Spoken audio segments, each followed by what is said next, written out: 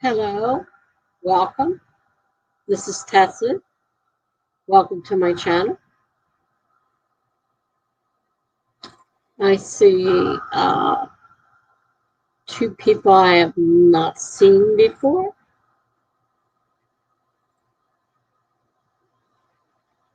Pretty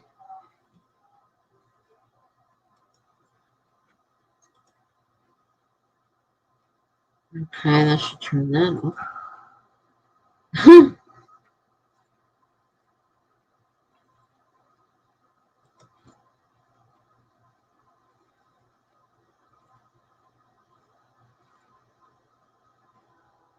Are you people writers?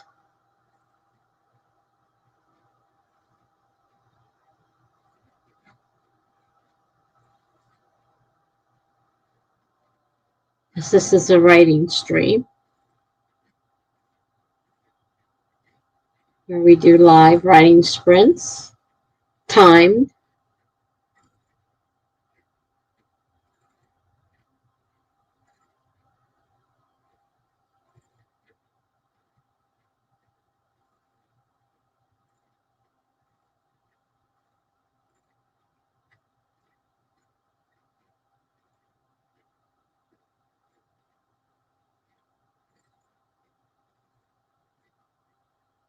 Okay, I'm not sure if you're still here. I'm a longtime blogger. I've blogged for 10 years now. I have 3 blogs. I've written a story that's posted on one of those blogs. Hello there. How are you?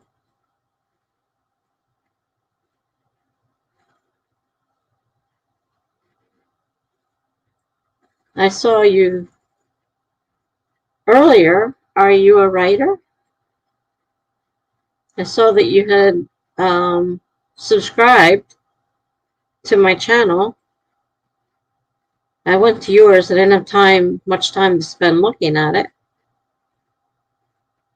I'm doing okay today.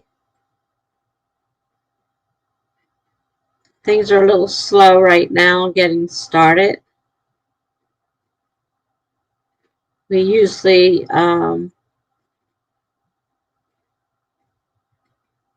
do timed writing sessions.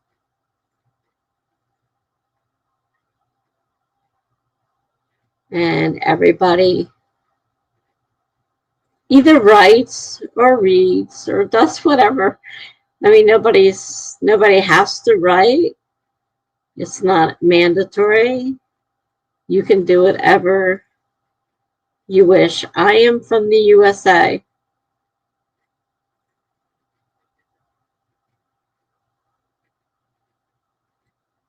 And you?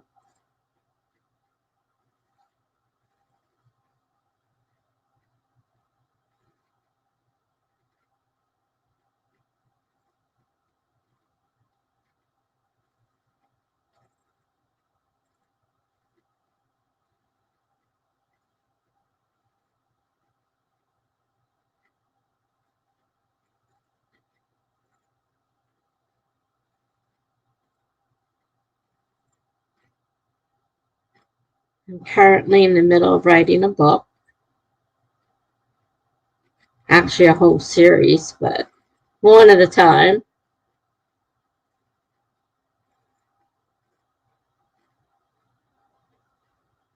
It's a mystery, a murder mystery. Philippines, okay. Working in Saudi Arabia. My grandson was in the Philippines a few years ago with the Marine Corps, U.S. Marine Corps. He got to visit Japan and the Philippines while he was over there. I personally have never been out of the USA, so I'm not really familiar with any of those areas.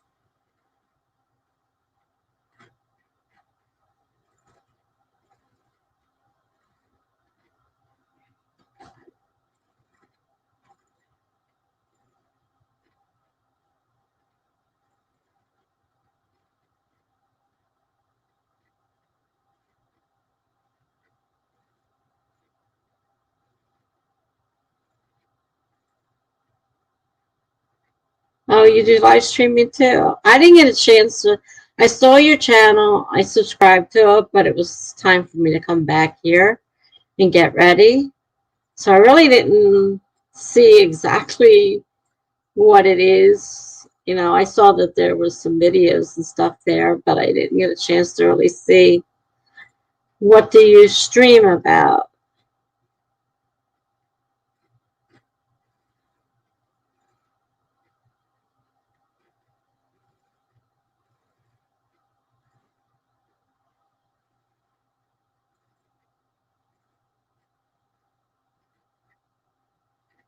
It's kind of funny being called ma'am. Mm,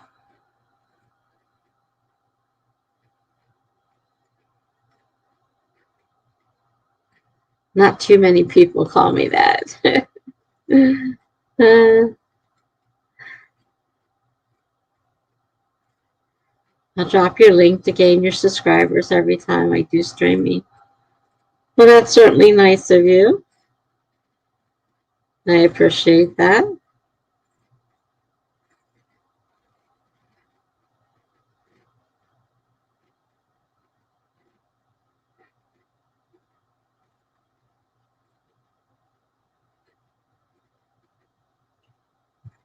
What do you stream about? I mean, are we on similar paths? Because I'm basically a writer doing writing sprints,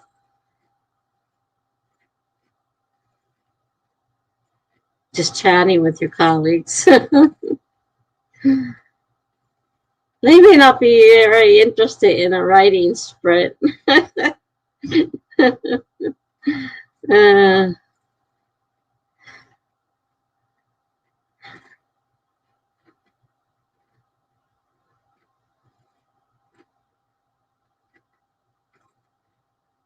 Thursdays are kind of slow.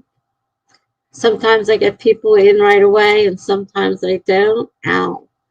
The headset is starting to bug my. I have to wear it at the moment, and it's driving me crazy. That's what my streaming is all about. Oh, shoot. Oh, telephone, sorry. Doesn't it doesn't usually ring, but I'm sure it's nothing important. Um, so your streaming is about chatting.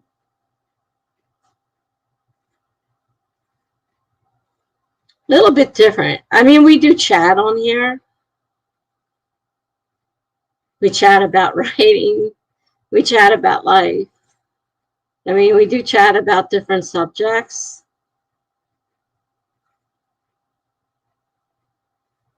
We sometimes do that. I mean, for the most part, we're supposed to be writing. That's the whole idea.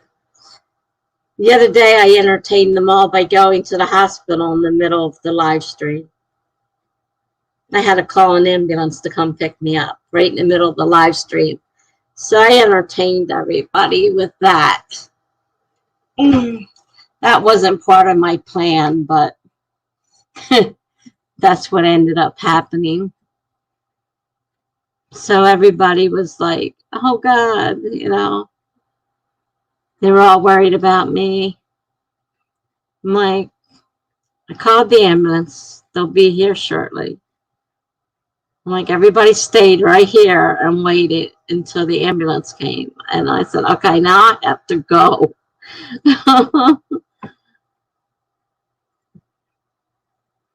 We sometimes talk about a lot of different things.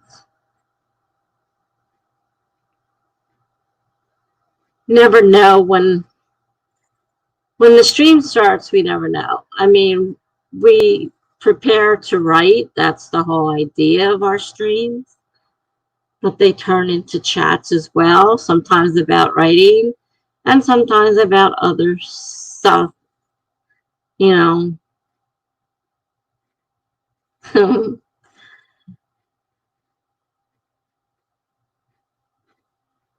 I What do they say? I'm old enough to know better.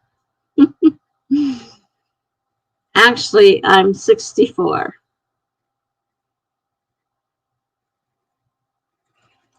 Though I understand I obviously look younger since everybody thinks my grandson is my son. So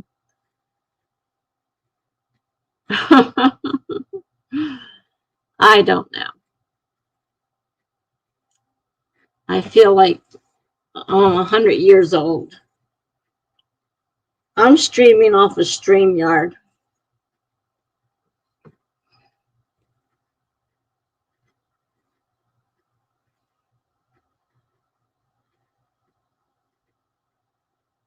Yeah, so you can't tell anymore because since I pay for it, I can set my own screen up. So I took this StreamYard stuff off of it. Well, thank you. You're very kind. I'm amazed at how many people have thought my grandson was my son. And he looks young. So he's a Marine, ex-Marine. He just got out of the Marines, actually. He's an ex-Marine. But he looks very young for his age. And people just keep saying, your son. And I'm like, he's my grandson.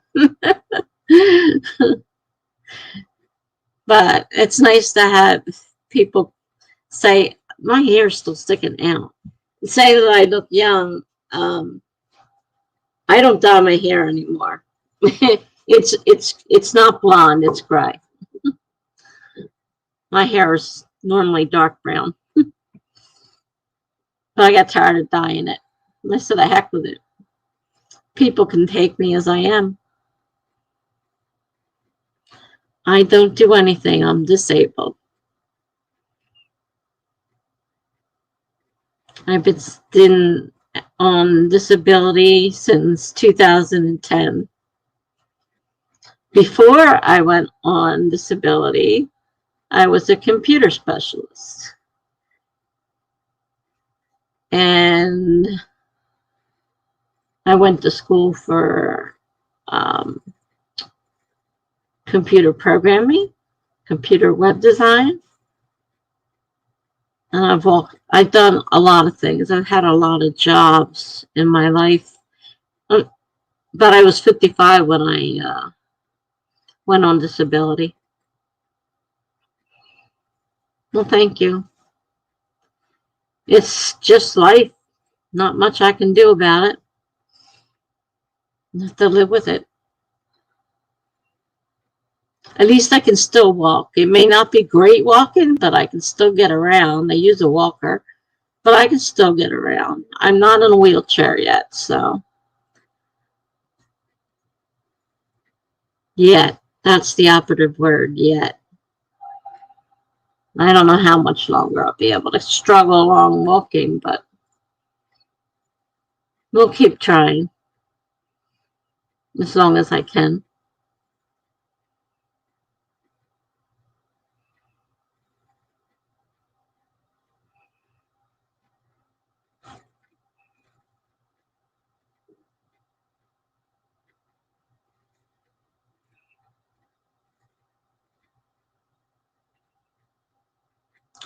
So what made you pick on my site?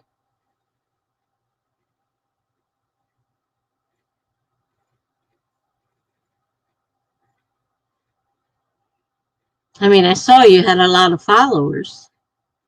A lot more than I have. Mm.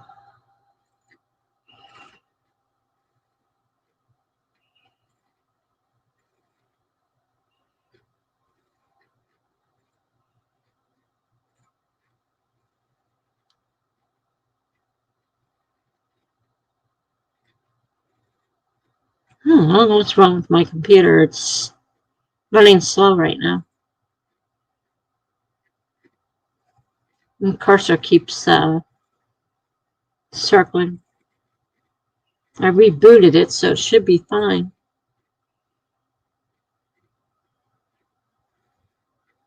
You saw me popping up in your notification. I wonder why. What do we have in common that would... Because I know YouTube usually does things, that are similar. I wonder what would put you...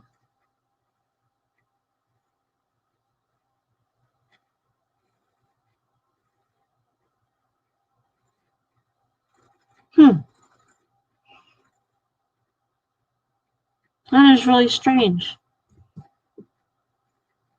I mean, I don't remember seeing you before, so it's not like I was ever on your channel or anything that I know of. And I don't think we're in similar lifestyles.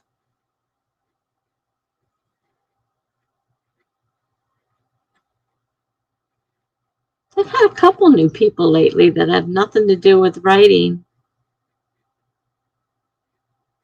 And it was kind of surprising. And they're larger sites. So it's not little startups or anything, or, people substantial. What did you have, like 2,000 something, I think? I haven't even hit 200 yet. I've been doing this about, I don't know, maybe 6 months or so.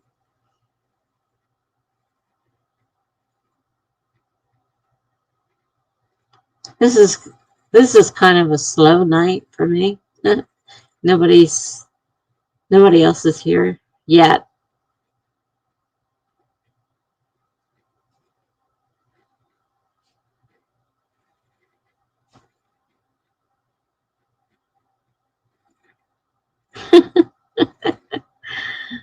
It is kind of weird, though, you gotta admit. I mean, I don't know anything about you.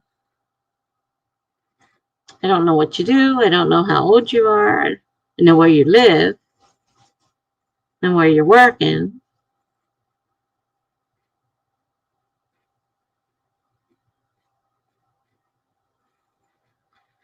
YouTube is weird. Really weird.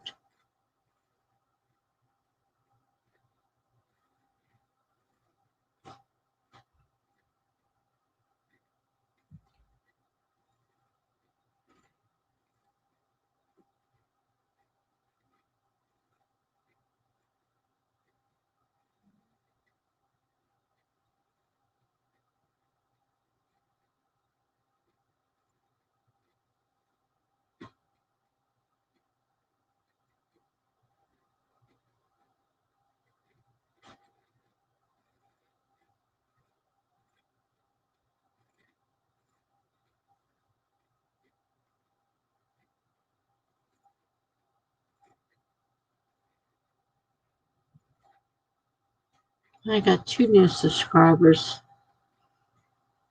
I also have 2. Somebody else was in here earlier besides you.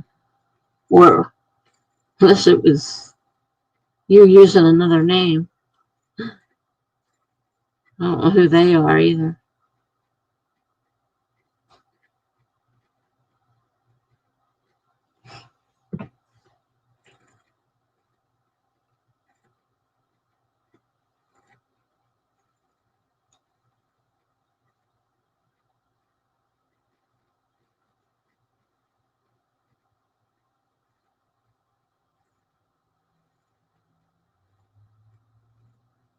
Normally by now I'd be streaming. I'd be sprinting. I mean, I am streaming. I'd be sprinting.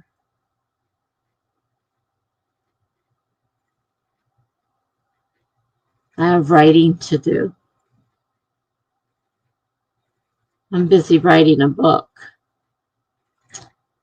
And I have to finish writing the book. I did not get a chance to see you. I just noticed that there were videos there and that you had about 2,000 subscribers. And so I subscribed, but I had no idea of anything else.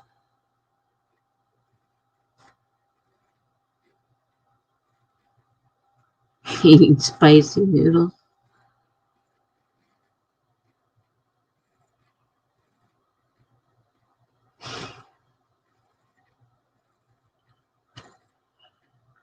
Excuse me. I am tired.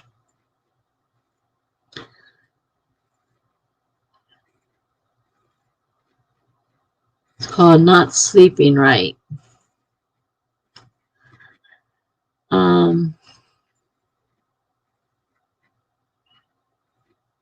Interesting video. Eating spicy noodles.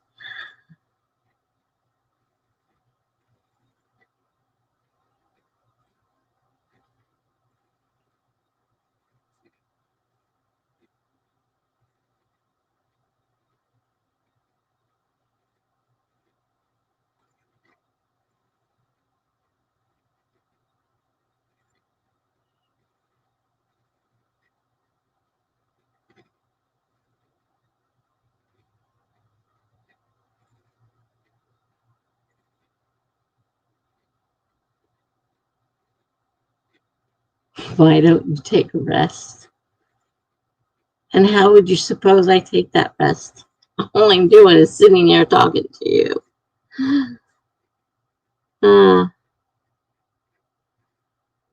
Korean food, and it's very spicy. Not my thing. Definitely not my thing.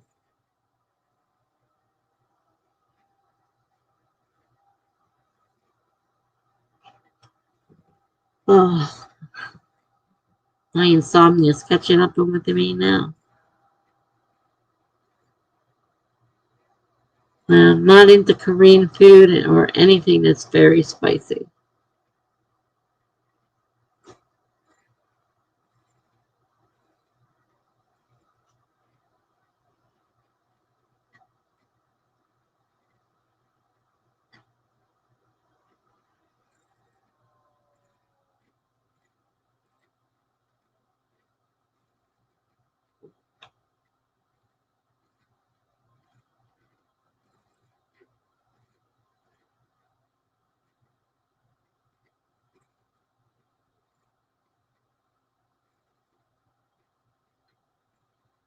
Oh, it's going to hit me now. I got up at 2 o'clock in the morning. Couldn't sleep. My eyes are red. Look really great.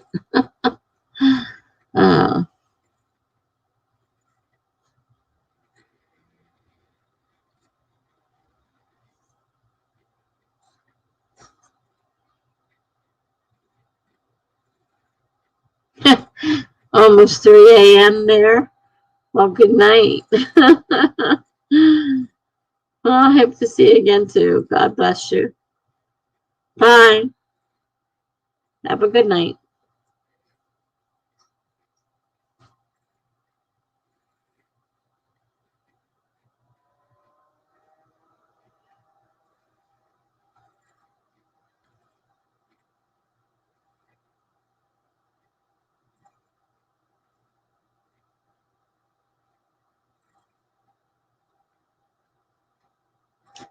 Now I'm going to start my very first sprint of the night. Maybe somebody will join me here soon.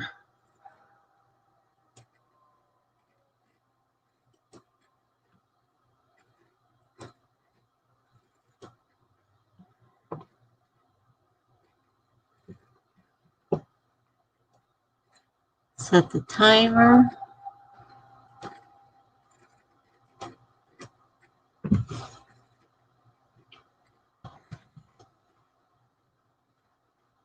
Starting in 5, 4, 3, 2, 1, go.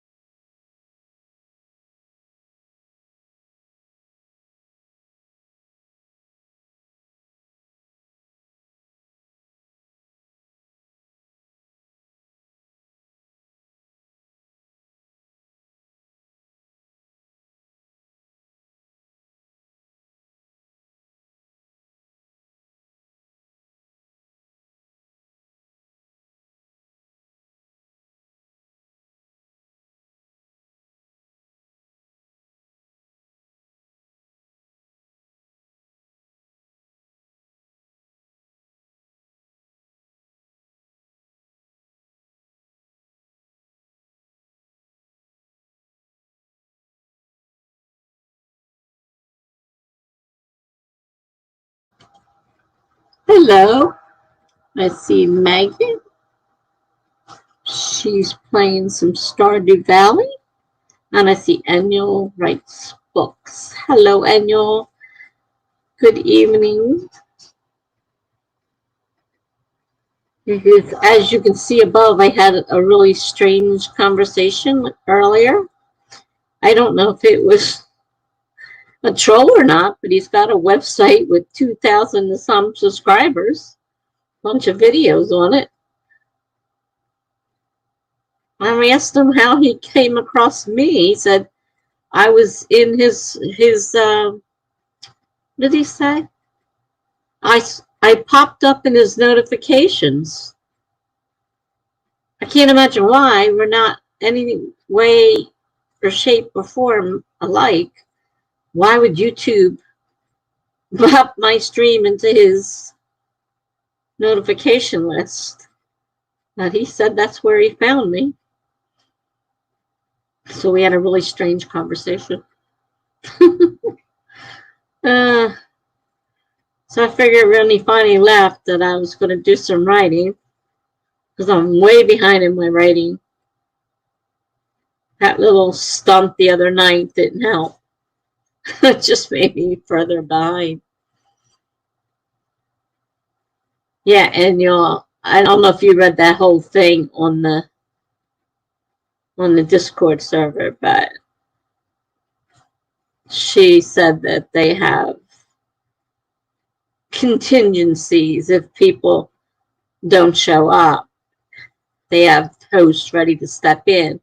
Because I told her, I says, if I'm going to have to do it, I need to know because, I can't just stomp, into something at the last minute. I need to prepare. She says, don't worry about it. You don't have to do it. You won't be doing it. We have people, if they can't get a hold of her, then somebody else will become the host. So who knows who our host will be? We might not find out to that day.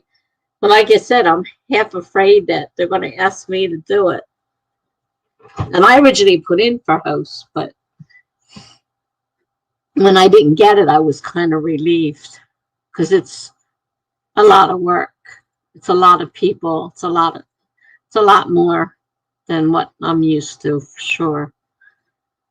So I'm hanging in here. Still have a little bit of problems breathing. It's not as bad. But if I get up and walk around the apartment a little bit, I start getting a little out of breath. But he put me on steroids, which I went and filled today and started taking. And that supposedly is going to help the wheezing, and which one doctor said my lungs were clear and another one said he heard wheezing. I mean, I was wheezing earlier before I went to the hospital, but I don't know.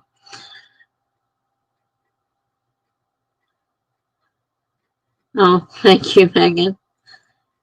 They've been around so long now, it isn't funny. It's just that now they get so bad that when I'm just sitting here, I can't breathe. It's bad enough when you're doing something, exert yourself or whatever, but you weren't here the other day when Annual and a bunch of other people stayed with me till the ambulance got here. I pushed the button. They're like, please, please, please go. Guys, they were really worried. So I pushed my button and I called the ambulance and they all stayed with me. Hi, Meadow. How are you?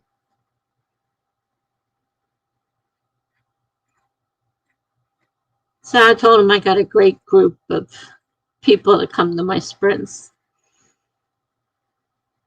Very caring people. This thing's hanging off, but I'm afraid if I take it off, I'll lose it. It's the plug to make them, to charge them so they're wireless. But I'm half afraid to try using them wireless.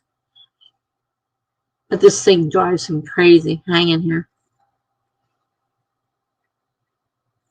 So I was working on one of my stories in the blog, because I started a new blog post story, which might be book 3. I've already started integrating part of the characters into book 1. It's a lot of work, integrating people. Besides writing the whole thing, gotta connect the books together. They're not standalones, they're connected. So it's 1 and then 2, 3, etc. I've got I think at least 5 or 6 different stories that I could work on for. I mean, it's going to take a lot of work converting them into a story that fits into my little town here, my little hometown. I was reading something today about mysteries, and it says they called them cozy mysteries. At least it seemed to be the description that fit the best, was cozy mystery. Sort of a small town atmosphere where things usually don't happen, and now they've got murders going on.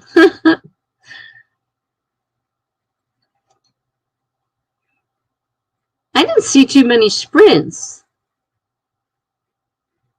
Normally tonight, Kevin and yeah, I love cozy mysteries. And they didn't have a term before. I think that's fairly new.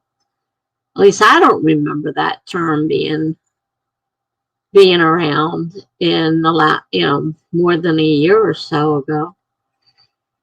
But I always loved reading the little stories that, were built on a small town and everybody knew each other, and, you knew the whole town because people went to the same places and stuff like that.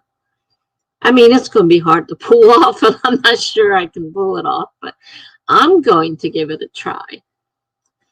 I got book number 1 in beta reader. Half of them have gotten back to me, so I'm starting to implement things.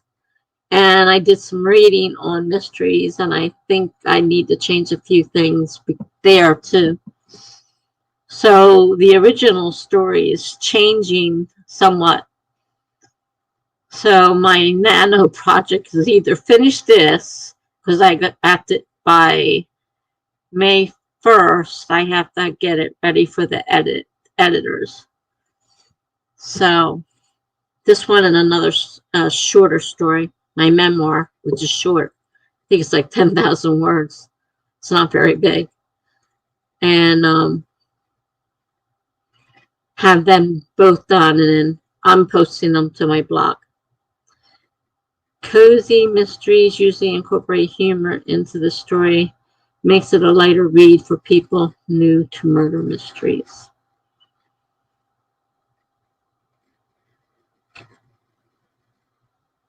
I don't know whether you'd call that humor or not. I mean, it's not humorous to the characters. Humorous to the people. I don't know. I was reading, the different descriptions, and it doesn't fit really anywhere but there.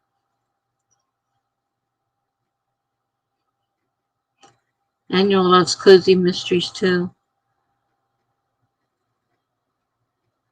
That's a fairly new term, though. I remember hearing it more than a few months ago.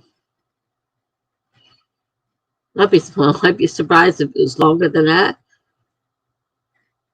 I don't keep up with everything, so it's possible it's been around longer. That's what I remember hearing a few months ago, hearing about them. And I'm like, what are they? So when I was looking at that article today, I saw it, the description. I thought, well, that kind of sort of fits into my story. All built around the town, the same town, the connection.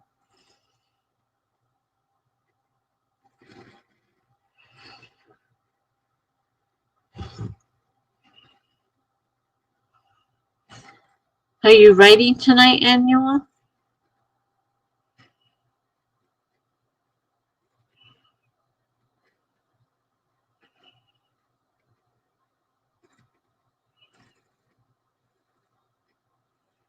Maybe I said that wrong. I'm not sure. Annual. I think I said annual.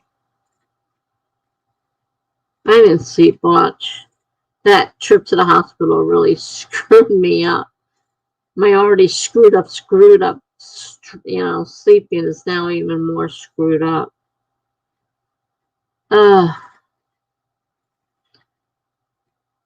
Yeah, she didn't write last night. Well, that wasn't my fault. I was the night before, but I wasn't last night.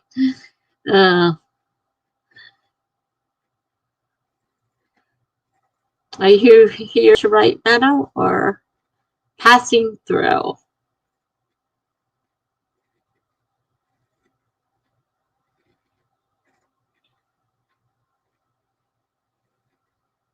Let's see. Cozy Mysteries, Megan says, have been around for a half dozen years at least. Really? Goes to show how much I keep up with. I love mysteries, and that's all I was reading for years and years and years. And I don't ever remember hearing that term before.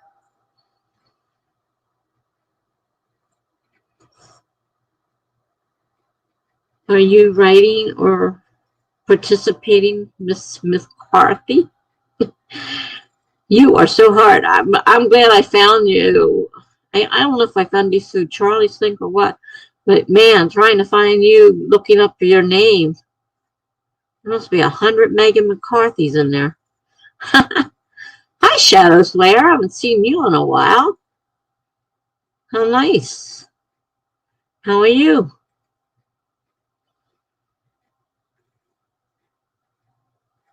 Meadow says, I'm here for productivity in general, got lots to do, and none of it includes writing.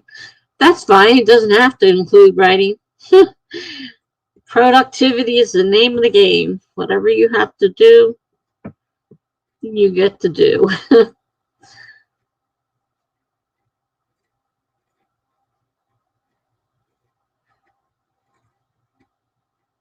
Just curious who's actually staying and who's passing through, because a lot of times people pass through and say, hi, hitting the light, bye.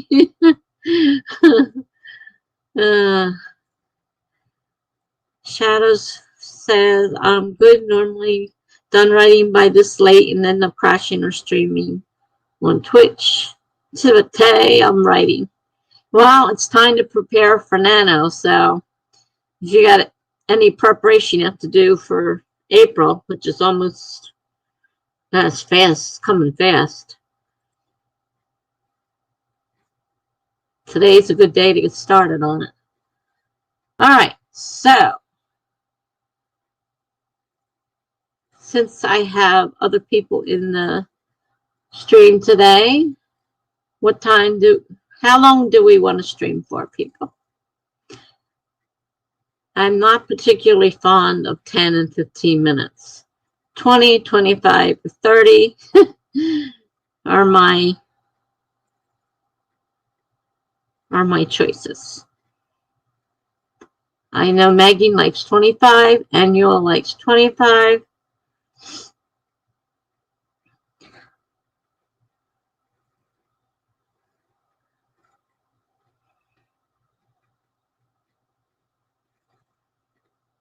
$25's not bad. It's right in between 20 and 30. But I just can't get around the 10 and 15s. They're too small for me.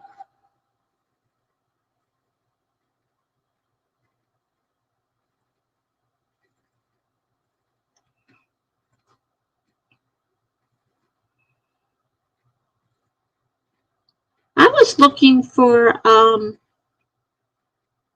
Laura Wrights and Kevin the writer, her brother, that usually stream Thursday nights, and I didn't see their stream. It's just kind of strange. I'm used to them streaming the same time I do. 25 or 30. Megan's at 25. Looks like 25 has it. All righty. Oh, they are streaming. Okay, because I went, oh, maybe I was too early. I might have been too early and missed them. Because I changed my time, and I may have gone earlier than them instead. We were at the same time.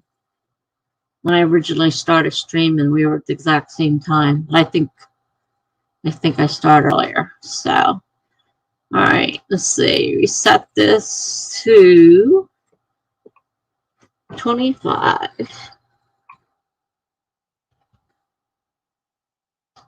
Okay, we're going to start in 5, 4, 3, 2, 1, go.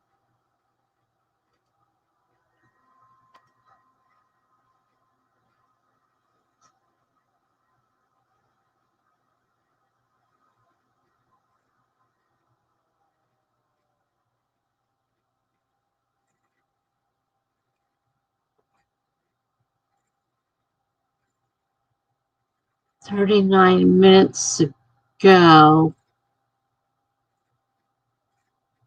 Okay, that's right. So I was 7:30. They were 7:30. I switched to 7. I probably, that explains it, because I was looking around the time I started. I was like, what do you mean they're not streaming? They're always streaming. I don't get a lot of people on Thursday because of them streaming. All right. I'll see you guys in 24 minutes.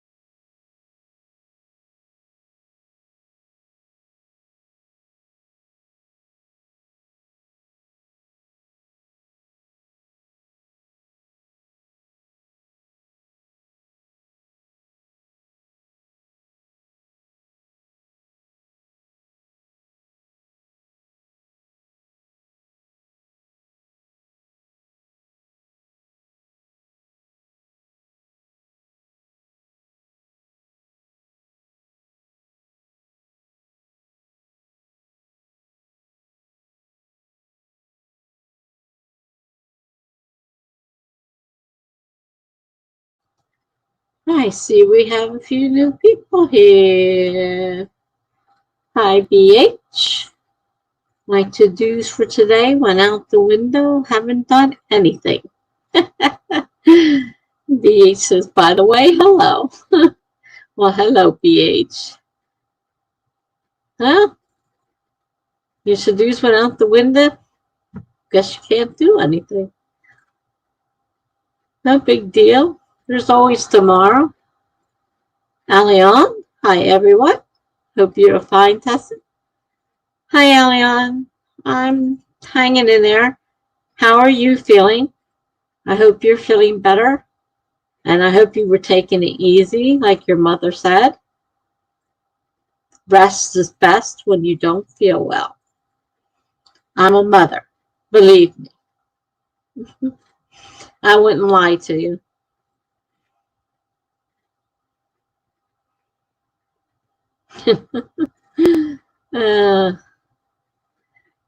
Yeah, I wondered. I hadn't heard from you, and I thought, that's really strange. Something must be wrong. And I was right. And I'm hoping you feel better now.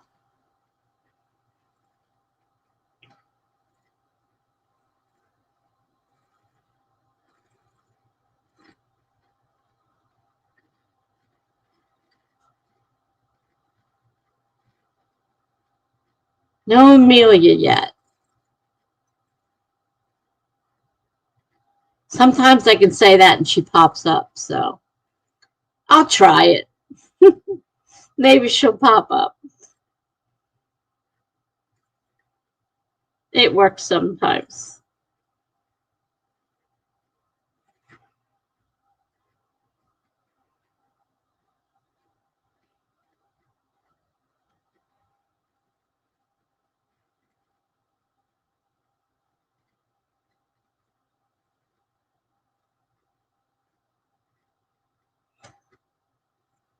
I didn't get finished what I was doing. I was working on a story for my prompt story, another part of it. I didn't get finished. I thought, better check the chat, and sure enough, there were some people. And there's Melanie. Hi, Melanie.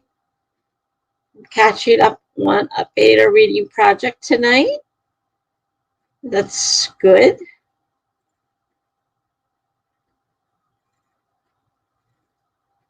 Very good.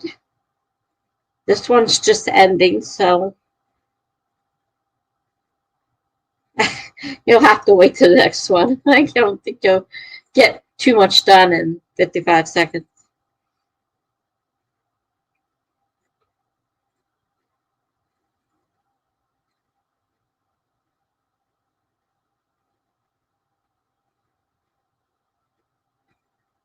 The storyline in my first book is kind of changing since I had to make some, changes due to some of the suggestions I got from the beta readers. And then I was reading some stuff on writing mysteries and stuff, and I thought maybe I should change it up a little bit. But I don't know how much it's going to affect the ending of the story. That's the only bad thing, is not knowing what it's going to do further down the line, because it doesn't just, it affects the whole story. Oh, shoot. Knew that was going to go off. I'm paying attention. You wonder how it's going to affect further down the story, if it affects the whole story or not. I didn't plan on rewriting the whole thing, but it may happen. Melanie said, had a rough work day thanks to one of my meds giving me wonky side effects. Oh, I hate that. But I'm feeling better now, so I'm ready to relax with you all and help an author friend. Well, that's good. Yeah, I get wonky stuff from meds as well, and I just had, that reminds me, I just took steroids, and I'm not supposed to take them on an empty stomach. Hopefully I've got enough food in my stomach to prevent any unusual, nasty side effects. He put me on steroids. That's all they did, is put me on steroids. And it's, not necessarily fixed. Did you see my note, Melanie, on your logo?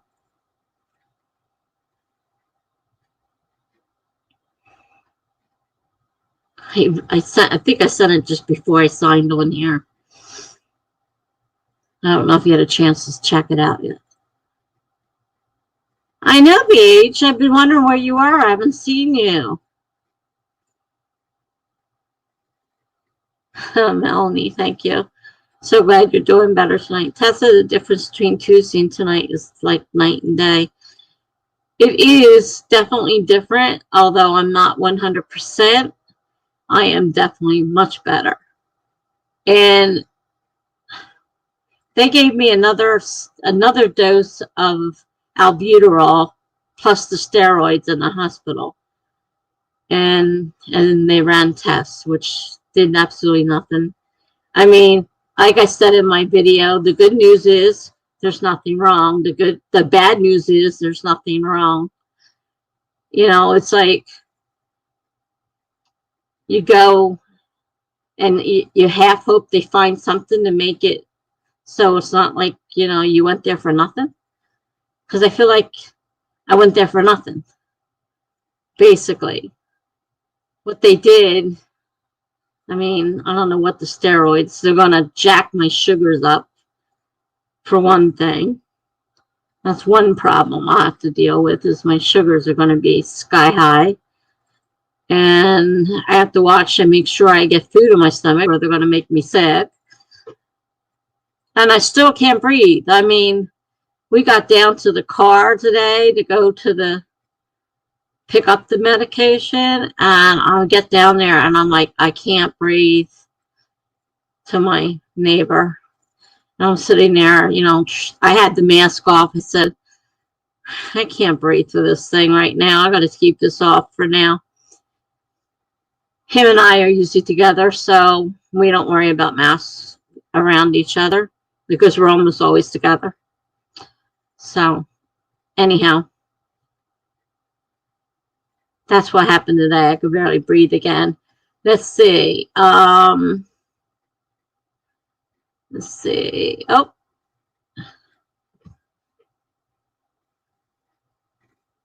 There's a lot more up here than I realized. BH says, glad you're doing better. Saw your videos of what happened last time. Yeah, and these guys were great. They stayed right with me. Yes, I saw it. I caught it after work, but I had to lie down for a bit before dinner.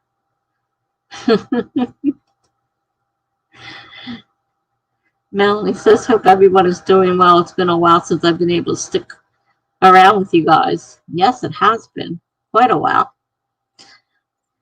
I think it was a couple weeks there. It seemed like that you weren't around. Shadow says, when there's nothing wrong, it means they searched for the wrong problem. I'm sure there has to be a reason. Besides the breathing issue, I have swollen legs, very swollen legs. The racing heartbeat and the high blood pressure was due to the albuterol I took to try to help me breathe.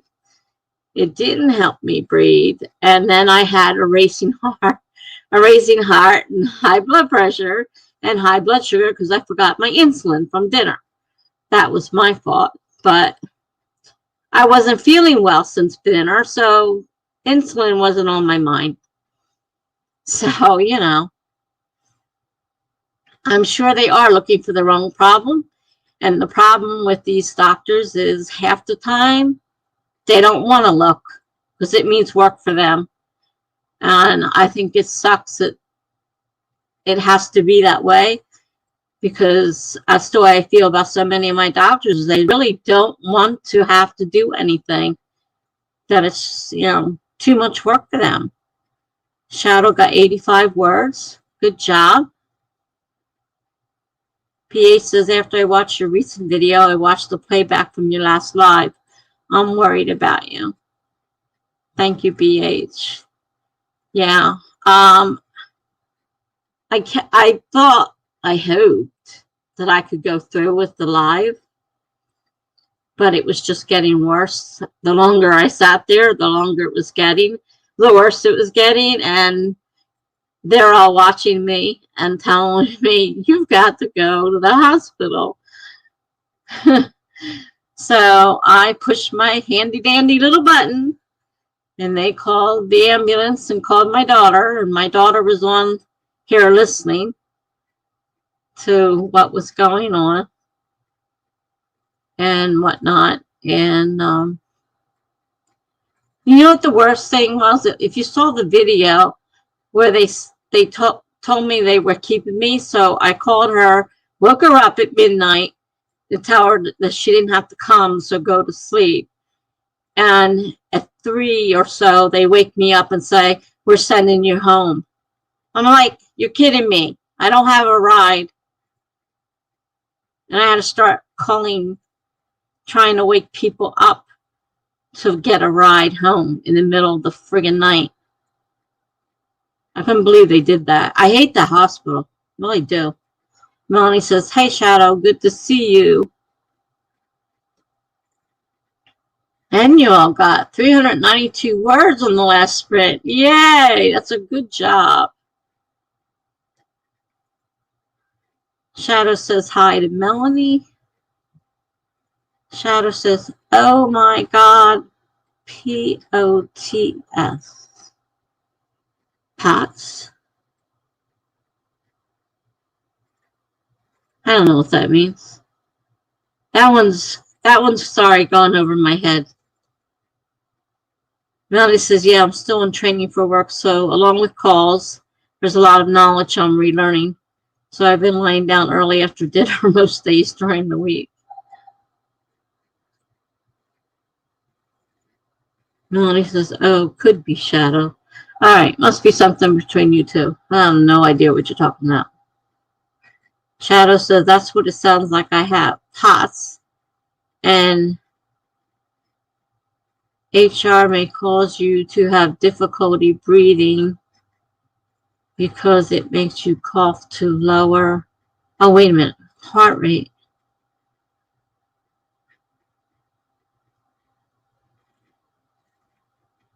POTS and heart rate may cause you to have difficulty breathing because it makes you cough to lower heart rate. I'm not exactly sure there. Hi, Greg. Nice to see you. How are you doing? I'm not 100%, but better than I was.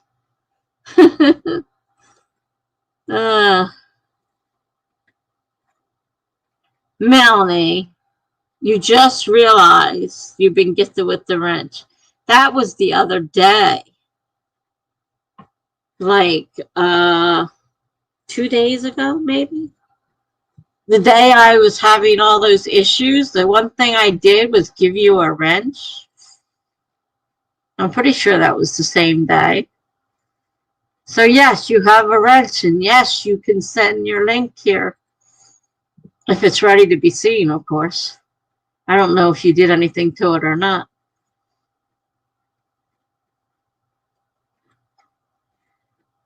Shadow says, I also have swelling legs and fluctuating high to low blood pressure, and with you having sugar issues, I'm sure it's even more difficult. Yes, I do have, my blood pressure has a bad habit of suddenly dropping, causing possibility of the fainting. We're not sure. I pass out, but we don't know why. I said it's a possibility. Yeah, orthostatic. That's the term. Well, they didn't use that whole thing. Postural orthostatic tachycardia. They just said orthostatic for in relation to my blood pressure. It tends to drop, tends to go high. Sometimes it's super low because I'm dehydrated. Swelling legs. Yeah, the sugar issues are a pain in the butt too. I think I've heard that term before. Melanie says, hey, Greg. Melanie says to Annual, good to see you again. Annual says, hey, Greg. Greg says, hey, Melanie. Shadow's there. And Annual writes books. A lot of hellos here. Annual says to Melanie, good to see you as well. Melanie, no, I know it was the other day. I didn't realize it was still there today. I've been out of it all day. And yes, you gave it on the same day. Yes, it stays there unless I take it away. And I'm not planning on taking it away. So that's my gift to you.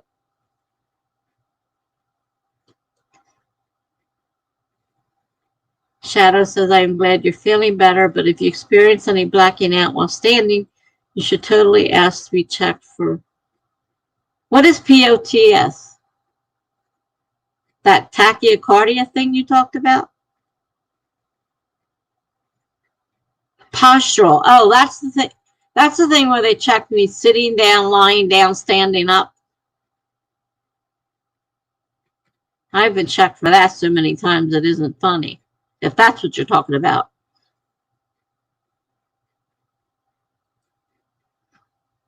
That is POTS. Okay. Yes, I have been checked numerous times for that. It happens at weird, odd times. I've lost my vision.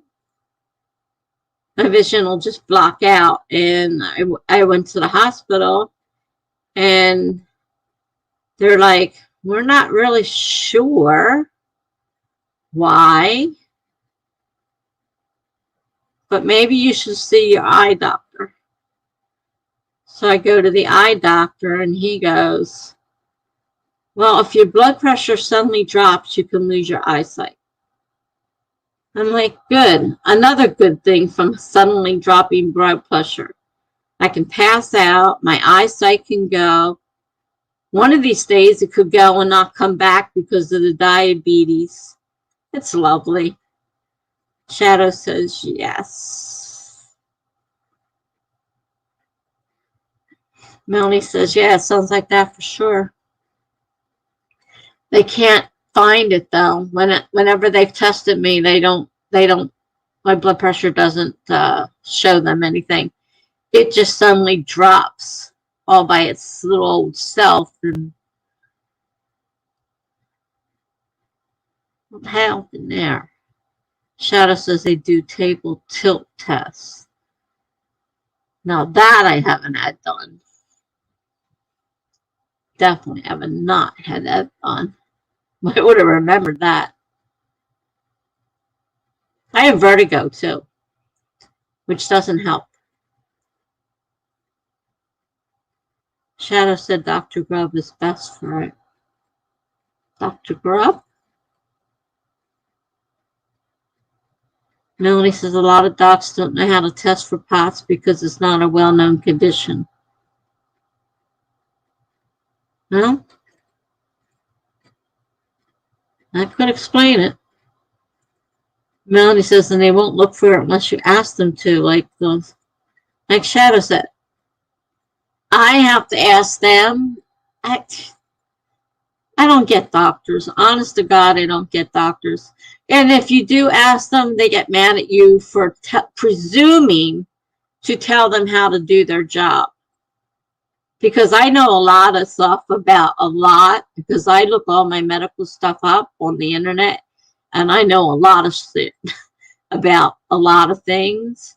And if I try telling, the doctor, I think, he goes, I don't want to hear what you think, because I'm the doctor, not you. I got some pretty rude doctors, too. Melanie says, yeah, when your blood pressure drops suddenly and you feel exertion from just sitting, that's part of POTS. Interesting. Shadow says, yeah, I've been checked so often too, but the sit down, stand up flash tests don't work as well. So if they don't do the table tilt, they won't likely find it. Yeah, no, they've never done the table tilt. They only do the lay down, sit down, stand up, and check your blood pressure each time. Melanie says, oh, vertigo is fun. Eye roll. Obviously, that was sarcasm. I would think so. If you've had vertigo, you would hardly think it was fun. Shadow says, has it? Oh, he's the tachycardia specialist in Ohio.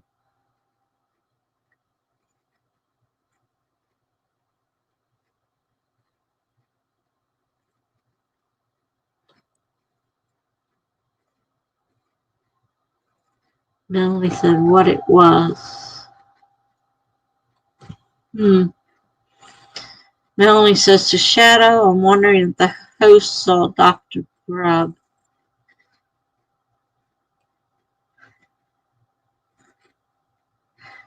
Greg says, are they that blunt? I don't want to know what you think. Yes, most of them are. I think a lot of it has to do with age. I find it more with the older doctors. The younger doctors seem to prefer that their patients know what's going on. And my one doctor actually asked me, he goes, did you have medical training? I said, no, why? He says, well, you seem to know an awful lot. It's because I'm always having some kind of crazy condition and I'm always looking in the internet for it. That's how I know a lot. Probably know more than half these doctors do. Melanie says to Greg, our healthcare system over here is not what it should be.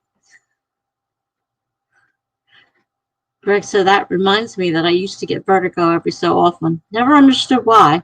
I haven't had it in a few years. My first bout with vertigo was when the dog I was walking, who was huge, and I'm little. I'm only 4'11", and at the time I didn't weigh maybe 100 and a half most. It's tiny. And the dog saw my son and made a sudden yank, which jerked my neck really hard. And I gave myself whiplash. Well, I didn't do it. The dog did it. So I had to go to the doctor for whiplash. And the insurance company's trying to sue. They're going, now who did this? Because we got to get our money back from the person who did this. I said, are you planning on suing my dog? Because my dog is the one who did this. Oh, forget it then. All right, bye, BH. Hope to see you later. You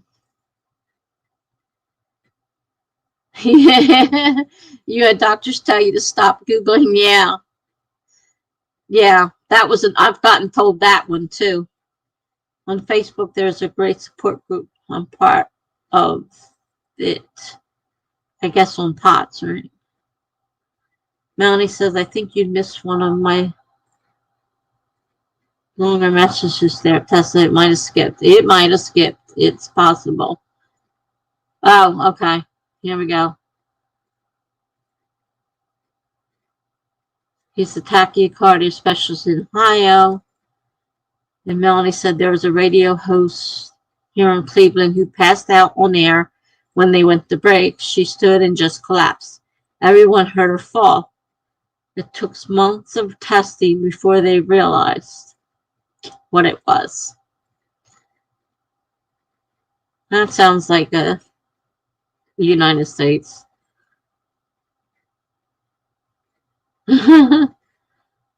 Okay. So we read all these. But the stupid dog gave me whiplash. And the whiplash from all that jerking pushed all those little things in your inner ear out of where they belonged, which is what causes the whiplash in a lot of cases. It did in my case anyhow. Maybe not everybody's, but my particular case. And so I went to sit up and I couldn't. I'm like, what the heck? And I'm trying to sit up, but my body didn't know what was up. Like, I had no idea what was up or what was down. And I was upstairs alone, and my husband was downstairs. I had a husband at the time. And he was downstairs on the computer. And I'm like, I hope he's not on the computer, because that means he's dialed into the phone and I won't be able to call him. So I rolled over. I managed to do that much. I couldn't get up, but I rolled over and picked up the phone. And I called.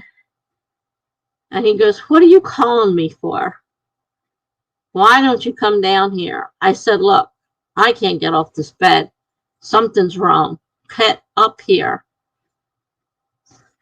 He was we've already had discussions on what a jerk he was.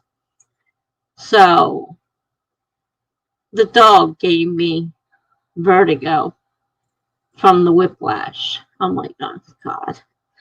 And so every now and then the little thingies start floating and I get vertigo again. And I passed out, fell on the end table and broke it. Sucker hurt.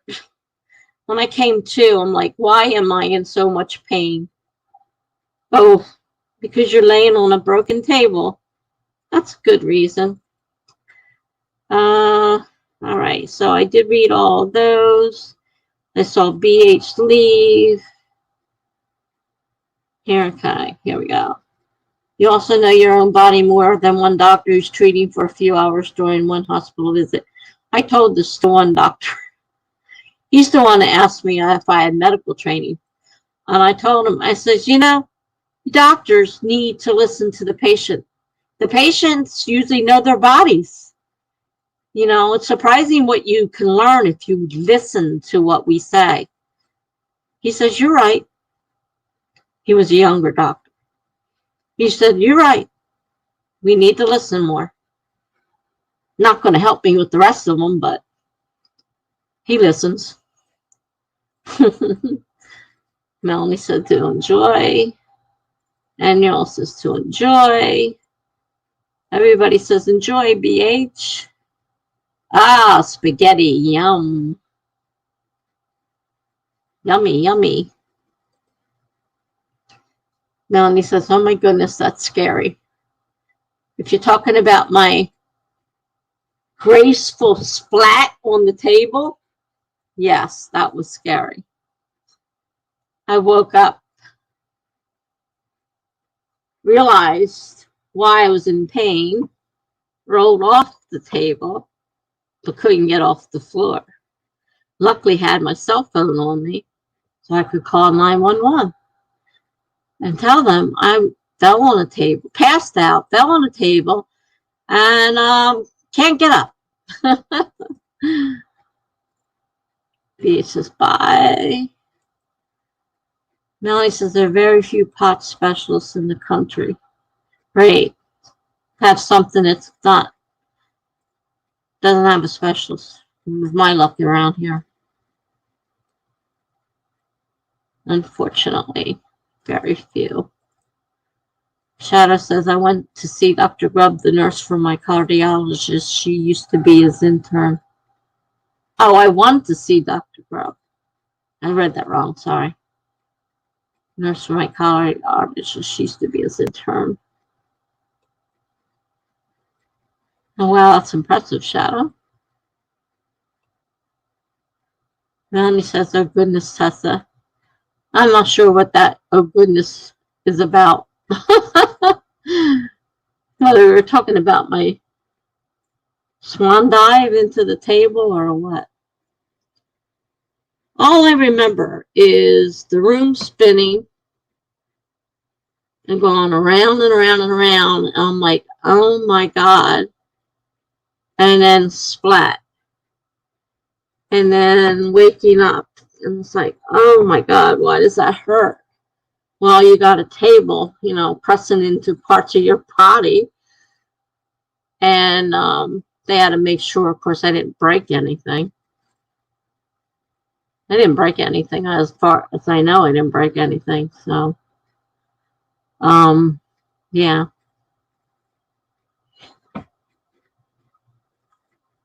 Just one of my many fun things.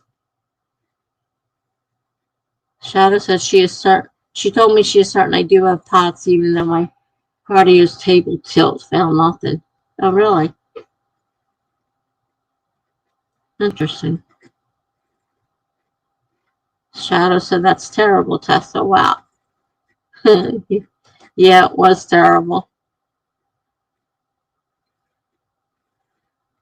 Nellie said, yeah, that scary was the whiplash caused by the dog, and no goodness was for the swan dive. Okay.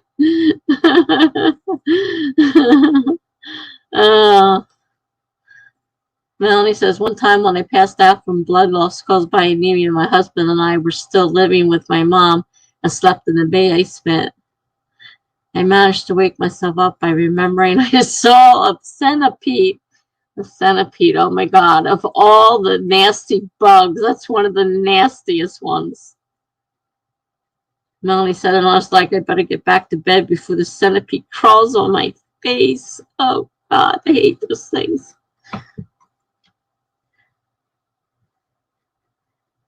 That is so gross. I feel kind of sick to my stomach. That's probably those damn steroids. Oh, crap. What was I going to say? I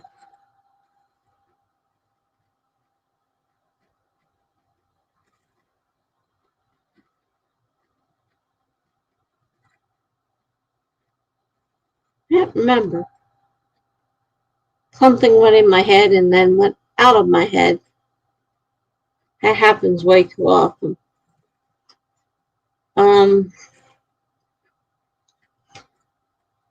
I did talk to my care manager on my Medicaid program I'm on, my MLTSS program, which is helping me to stay here in my apartment rather than having to go to a nursing home.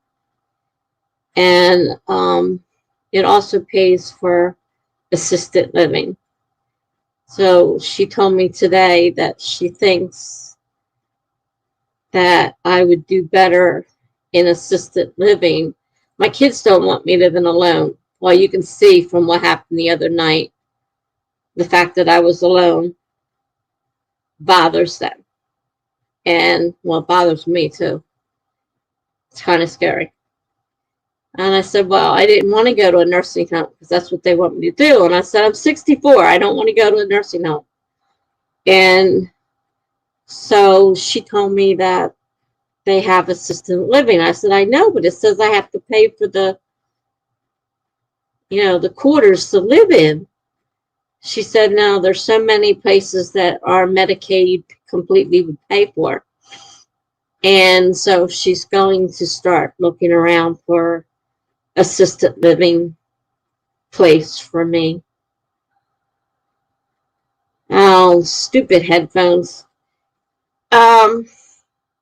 Certain places, if I use them, there's no whatever that interference is. For some reason, on some people's streams, I can't be on them because there's too much whatever that noise is, interference. So when I plug them in, if I pull the computer out to unplug them, it turns the computer off. So I didn't feel like unplugging them and turning everything off at this moment. So I have to wear them because I can't hear you guys. I can't hear anything. Well, right now I can't hear you guys anyhow, but yeah. So in case something comes over there, I need to hear the timer go off and stuff like that. I need the headphones on because they're plugged in. So I either have to figure out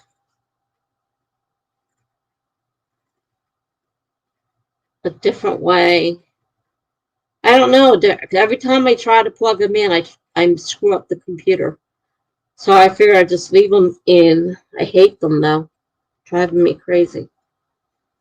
They're not comfortable either.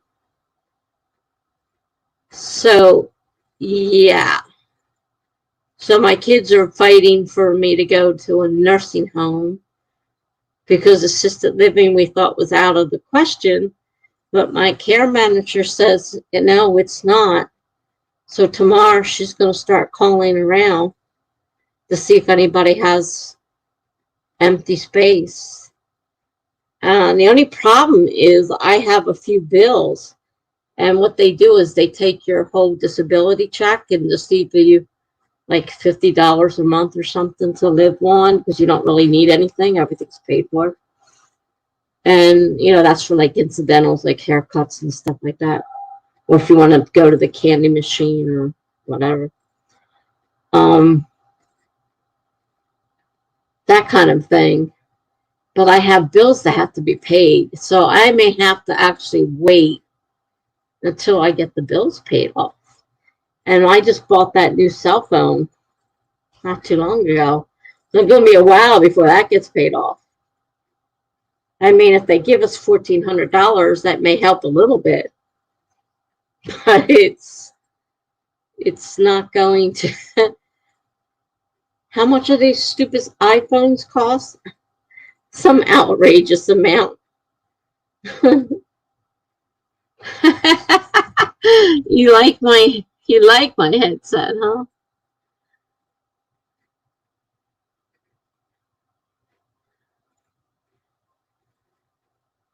I was just eating some candy. But the chocolate may have upset my stomach too. That doesn't help sometimes. So no, it's not a fashion statement. I'm just trying to hear myself.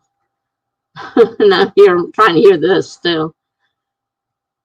But the assisted living, yeah.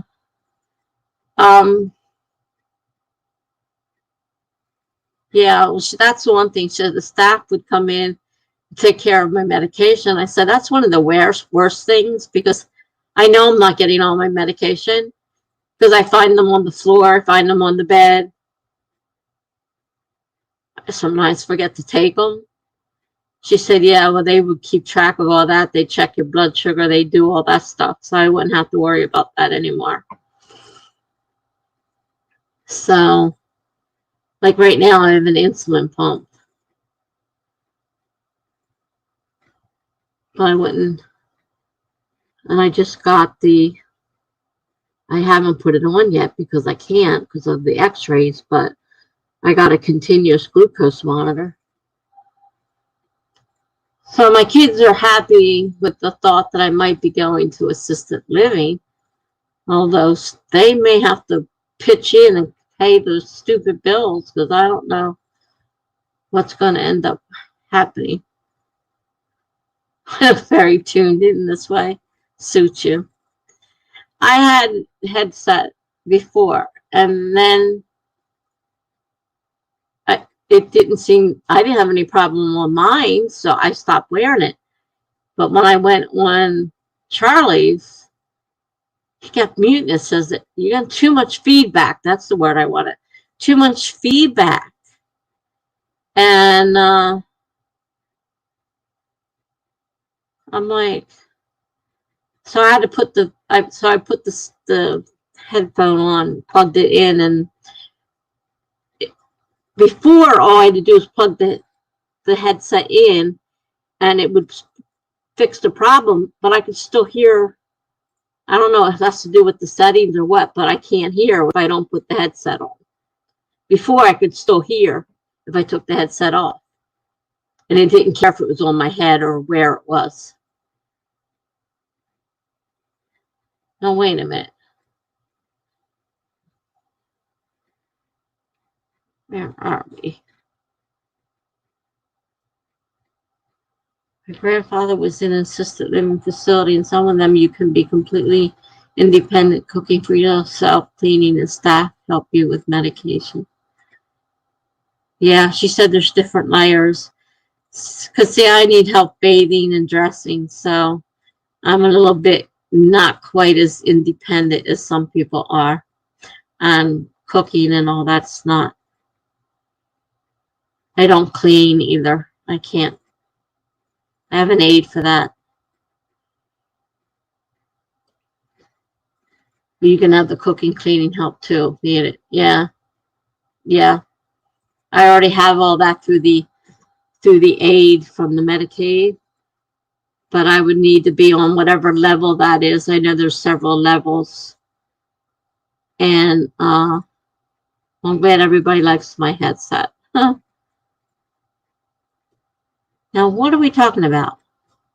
One of them is like $999.99. One what? Oh, phones. Oh, God. They are much cheaper phones up there. Apple products are like a Ferrari. Expensive, but not good. Well, I have an Apple product, so it ain't cheap. And I just bought the new one. Because I wasn't planning on going anywhere. If I known this was a possibility, I wouldn't have bought a new phone. But I did not know it was a possibility, so I bought a new phone because mine was driving me up the wall. Since the sound wouldn't work on the damn thing. So I don't know what to do about that. She says she doesn't know. I would have to talk to the facility and talk to them. That sounds like a good arrangement, and you're still in a headspace where you can make the ultimate decision on where you go. Yeah, she says there's more freedom, and you know, the kids could come and pick me up and take me out and stuff. I wouldn't be confined to the facility. You know, everything's provided. Considering it's Medicaid, it'd probably be sharing a room from the way she was talking. But then she said there are some places that are actual apartments and you take your furniture and stuff. But she said, as I said, well, I'd want my computer, and I didn't think I could do that in the nursing home. She said, well, you could do it in the nursing home too. Hi, Courtney. Hello. And I'm trying to figure, I've had another, I don't think you're the Courtney I'm thinking. Are you new here? Or are you just going by another name? Because I know, I don't think you're the Courtney I'm thinking you are. But you're welcome anyhow.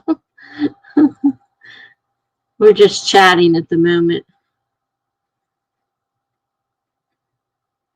Well, yeah, that's the thing. You know, if you have more money, you could go with the fancier places and everything.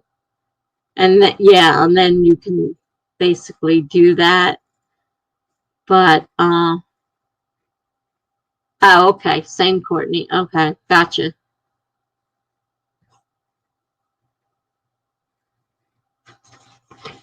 Gotcha. I wasn't sure.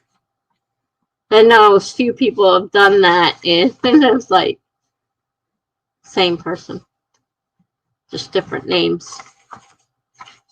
Okay, I'll have to look you up. But with Medicaid, I won't get anything fancy. So chances are it'd be a shared room, just like in a nursing home. But if I could still have my computer, though, I don't know if I'd be able to do this kind of stuff, because that would be kind of annoying to the person sharing the room. So I'm not sure that would end up happening.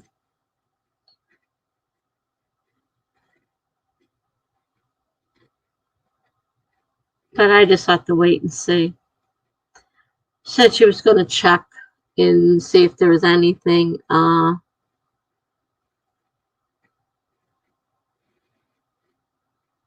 available at the moment. My kids are already, well, one of them anyhow is definitely happier about it.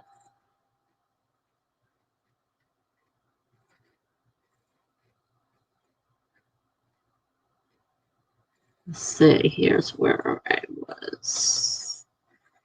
Have an iPhone XR, but I'm thinking about switching when my contract is up in August.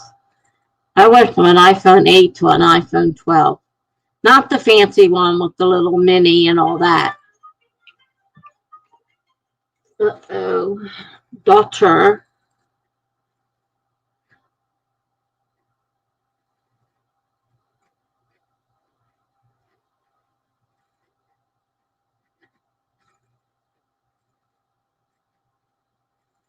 All right, kids are on board.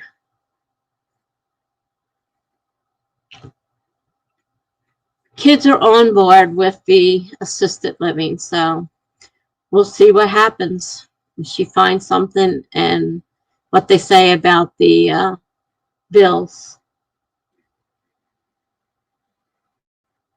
Because I don't know how much this phone is.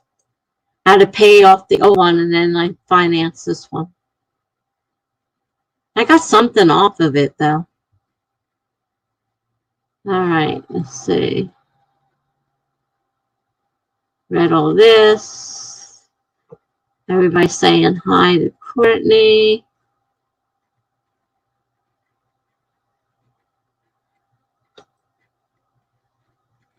Melanie says, I'll be honest, I'm about ready to crash. I'm going to take a hot bath and go to bed early. Have a great night, everyone. Glad you're doing better. Tessa, I'll email you tomorrow. Okay. Have a good night. Nice bath. Wish I could take a hot bath. I miss my hot baths. See you later.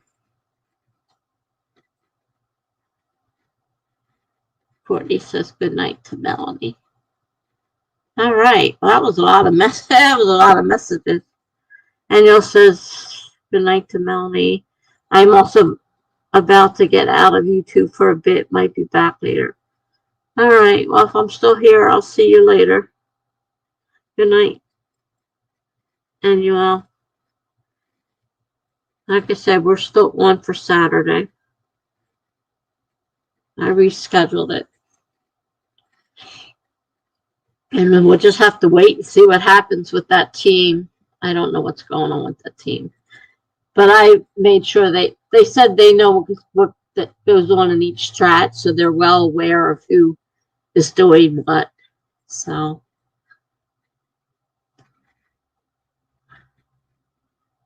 she said quit worrying about it. So I'm going to try to quit worrying about it. Oh, I already read that. Sorry. All right. Danielle says, good night. I will see you Saturday, and then I will chat with you later on or tomorrow. Okay, great. Good night, Danielle.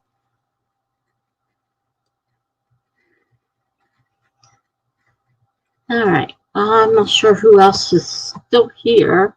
We got Greg. We got Courtney.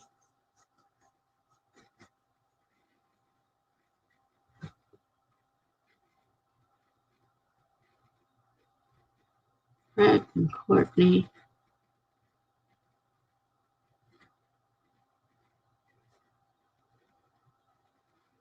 Shadows there. Might still be here.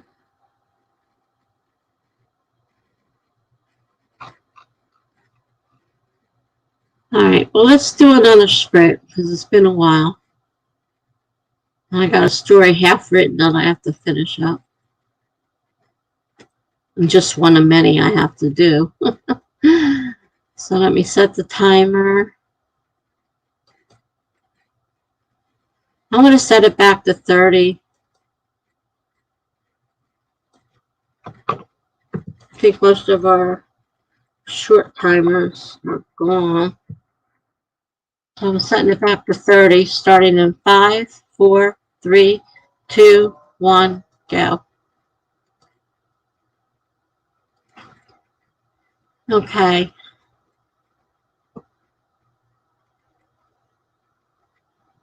Okay, Shadow is here.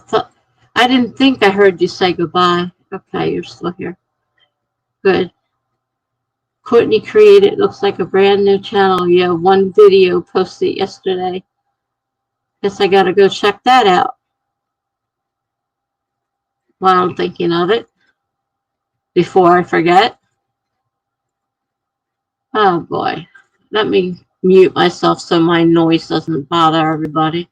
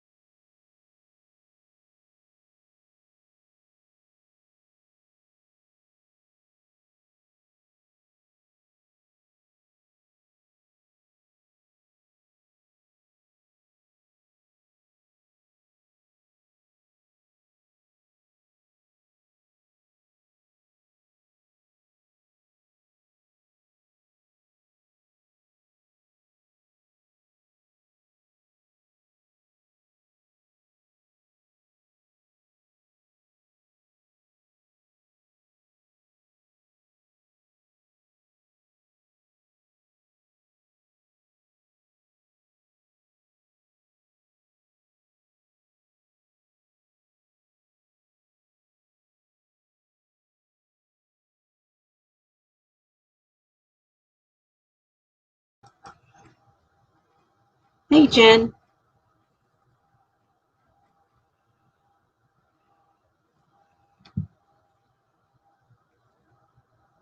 How are you tonight? And Courtney, I just subscribed and watched a little bit of your video. I left a comment. You seem very energetic. And I remember you came in that night and said you did the 18K, you completed it, and you were doing the video. I remember that now. Was that the same night when everything went crazy on me? I don't remember. Things went a little crazy that night. I think a lot of things happened. I was just about to go get some food because my stomach is upset from this steroid. Dag damn it. So I will be back very shortly. We got less than 20 minutes left on the sprint.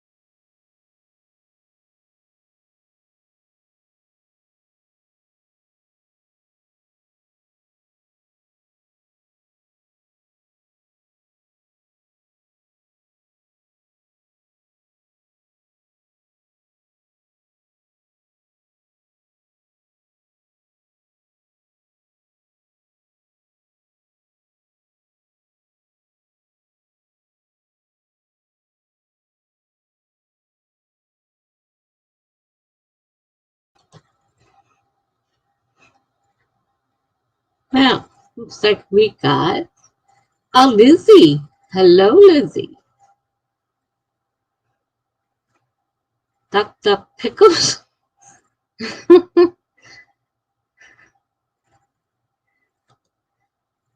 My dad wants me to write a short story for someone we know at rehab for 9 months. And I have no idea what to write to write him. Oh.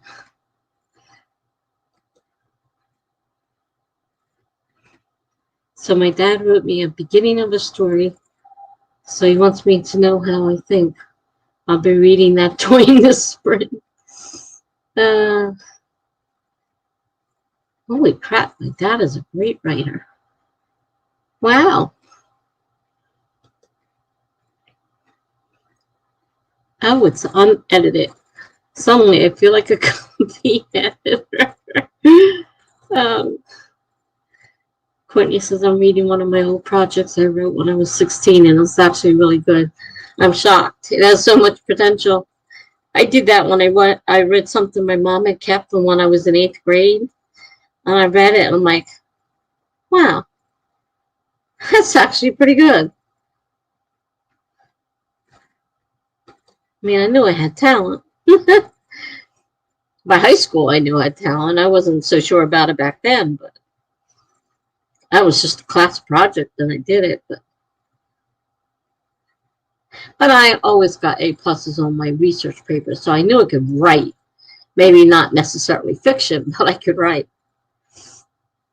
I've done a lot of nonfiction writing in my life. Courtney says, I think I've been inspired to finish writing it during Camp Nano. That's a good idea. Definitely a good idea.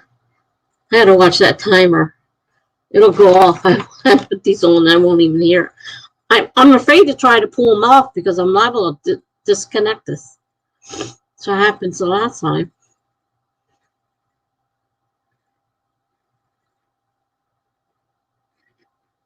Chen says, how old are you now, Courtney? Lizzie says, my dad actually mentioned Harry Styles and Taylor Swift in the story for me. I can't.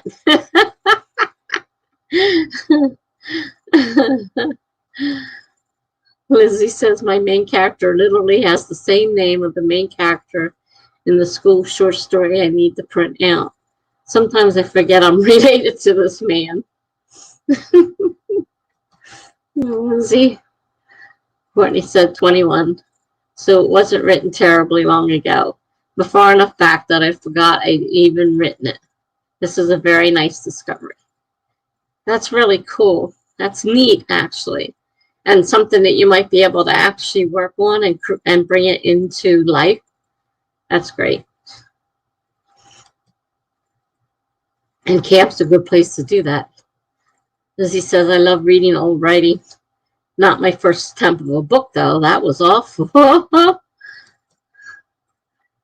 Jen says, I like reading really old writing like when I was in school.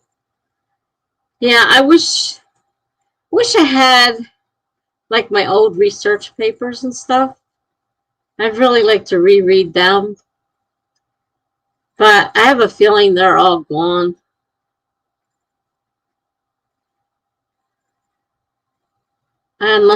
Yeah, they've got to be gone. Because they didn't show up anywhere in my mom and dad's house. So they must be gone. Jen just said hi to me then.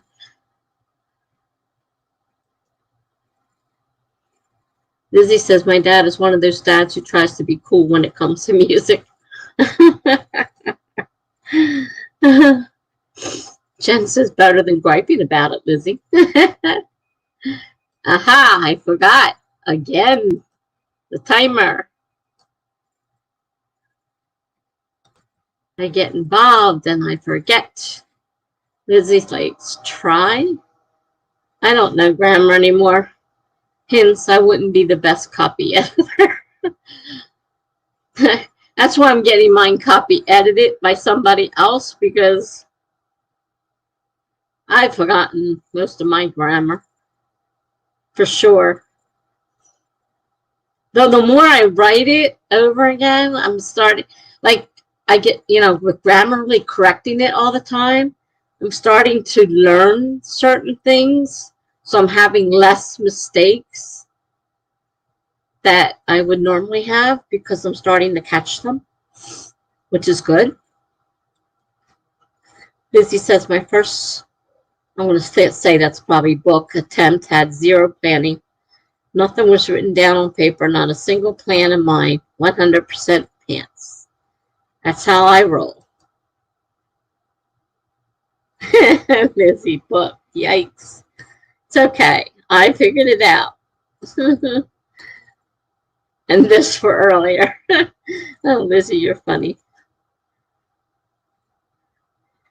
Most of the time, I can figure out what the person's trying to write. But sometimes I can't. I mean, sometimes it's like, huh? But yeah, most of the time you can figure it out. Lizzie says, oh yes, never copy edit your own books. Even if you're a professional editor, it's easier to catch it when the work is not yours.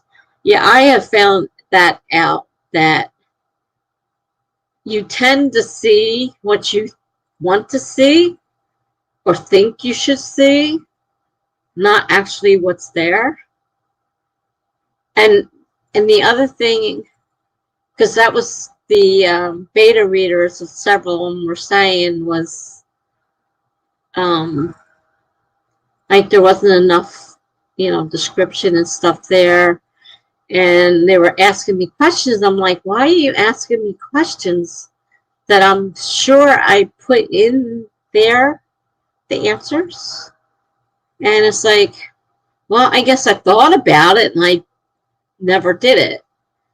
But it's in your mind, so you think you wrote it. So yeah, copy editing your own stuff sometimes not a very good idea. Lizzie says, don't want to end up in one of those videos where they laugh at people for typos. I love those videos. Hey, some of those typos are pretty funny. Greg said, I managed to get a little bit of work on my outline done during the sprint. I hadn't been working on the book during the last couple of days. I was doing great until my little trip to the hospital.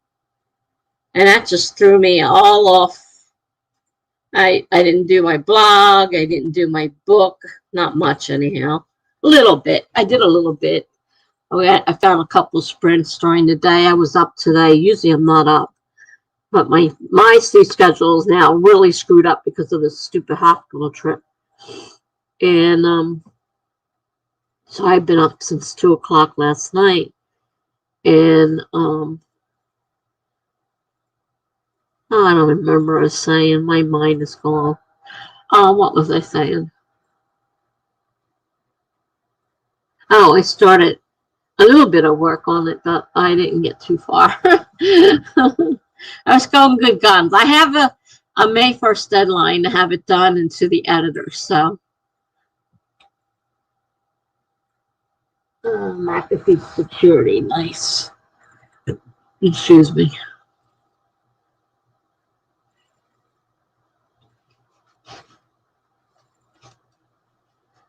Lily says, I'm outlining for the first time, but a very brief outline, like 2 sentences per chapter, and done. Yeah, I'm thinking about having the outline probably book 2. I don't know. Probably 3. I have an idea of 3, but I'm not sure where 3's going yet. 3 may not be 3. It may be a different book, but there will be a 3. I just don't know which book it'll be. And a couple of them I have fairly written. I just have to change certain parts of them. I don't know if I'll try outlining them or just write them. Greg says I get a bit obsessed with my channel. Last 2 days, they posted a new video. The subscriber count went up and got stuck at 99. Everybody does that. When I got my 100th subscriber, I was off the wall. I did my Ask Me Anything question video. Well, not live stream, not a video. Ask Me Anything, the whole 100 subscriber thing. And a couple of days later, I dropped below. And I'm like, did I drop that? I don't know if it dropped all the way back below or just dropped down. And I started freaking out a little bit because I was like really watching the numbers closely. And somebody says the numbers tend to fluctuate up and down. And right now, everybody is complaining that after they actually, well, if they put out a video, it either goes up or down. And if they do a stream, it does the opposite, up or down. It seems like whichever way you happen to lean, the other one's the opposite. And they said they're all going up and down, up and down. Mine went up and down a little bit. I did have that problem. Lizzie says, I'm over halfway behind my book, and I need to go from chapter 10 to 26 by tomorrow. Send help. You need more than help, Lizzie. You need a miracle. Courtney says to Greg, just followed you, so now you have 100. Yay! Yay, yay, yay, yay, yay. Greg has 100. Now you get to have a Ask Me Anything video. If you can keep it to stay at 100, of course. Go ahead and start planning. Do you do live streams? Because that's usually what most people do, is a live stream and do an Ask Me Anything questionnaire. And people can ask you anything they want. I didn't have a lot of people, so I didn't have a lot of questions to answer. So that was taken care of. You now have 100. Lizzie said, I stressed my whole family out for no reason. I wish I could get those 8 hours back. Well, Lizzie, unfortunately, we can't. We just have to move forward, start over again. Greg said, that's so nice of you, Courtney. Lizzie says, yay, Greg. Yay. Courtney says, going to try to write during the next sprint because I haven't written at all today. Was having a weird mental health day. Understand. Lizzie says, I think I have a great personality for YouTube. The sass, the tone, the attitude. I just don't have the ethics and drive to keep going or a laptop camera that works. Oh, Lizzie. You're so funny. Greg says, I don't live stream now. I couldn't handle the stress. Oh, boy. So we aren't going to get an Ask Me Anything live stream out of you? That's the traditional 100 subscriber way of doing it. Shadow said, I never thought of doing an Ask Me Anything. Yeah, that's what they told me the standard was when you hit 100 subs, that you have to do a Ask Me Anything live stream. And you advertise it beforehand to try to get people to, give you questions, obviously. And then whoever shows up in the stream can ask you questions. So I had a few, not too many. Bigger streams have a lot more people, of course. But if you're just hitting 100, you're not a very large stream. So you don't have to worry about a lot of people, usually. But that's what I did. I did the Ask Me Anything. I don't know if you do that later on when you hit certain milestones, or if there's other things that you have to do for certain.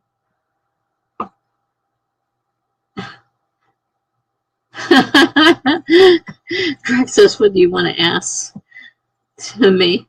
Well, I hadn't really thought about it. I was just mentioning that's something that we normally do.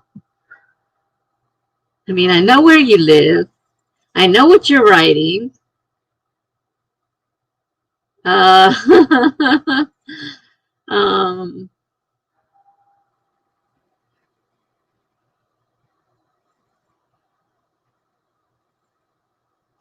Pretty sure you said you don't work.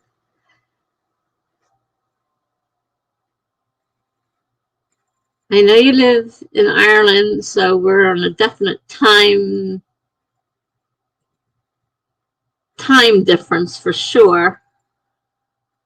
And you're obviously a night owl since it's now nighttime even later than it is here over there. Let's see, it's what, 3 o'clock in the morning? So you're obviously a night owl. You usually go out for breakfast. I don't have anything I really need to ask you. Shadow said I hit 100 several years ago. Oh, okay. Well, then I guess that wouldn't make a big difference now. Daisy said I hit 100 in my dreams. Shadow said I don't know what other milestones are supposed to be. When I hit 500, I posted a thank you video. And when I hit 1,000, I posted a thank you in the community in a video. Yeah, I don't know what the other ones are. I already knew what that one was because my friends were all going through it about the same time. We all joined around the same time. So we all kind of, got grouped together and became friends. And so we were all around the same time frame doing it. So I asked them, I said, okay, now what am I supposed to do for when I hit 100? Like, haven't asked me anything. I'm like, oh, joy. Greg said, yes, 3 in the morning. See, I'm pretty good. Blue says, hey, Tessa. Hey, chat. Hey, Blue. I saw part of your podcast. Most of it. I didn't see the very, very ending of it because I was supposed to be somewhere else and I forgot. I'm like, oh, crap, I got to go. But I did hear most of it. And I think the way you start that out is pretty cool. I really liked that. That was pretty cool. And by the way, I love Queen. I am a definite Queen fan.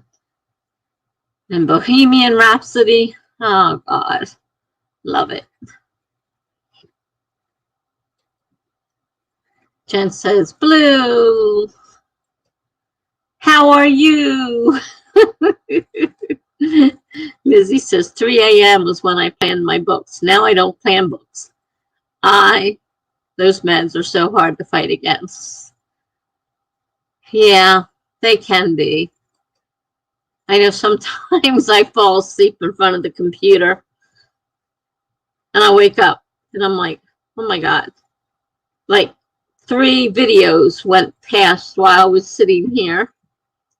And then I've fallen asleep during streams. So it's like, oh dear, I hope nobody saw that. Blue says, Jen.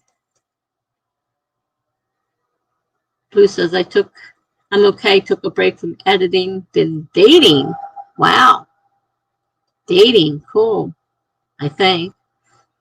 I don't know. I have no desire to date. Pretty fed up with men. Maybe I should try women. Lizzie says, I have no reason why that I was there in my last chat.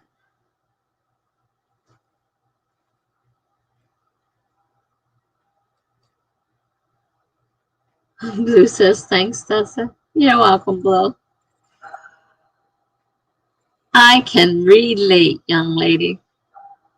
I'm going to say young lady because I'm sure you're younger than I am. I can relate. Yeah, I listened. And I love, like I said, the way you started that whole thing off. I thought it was so neat.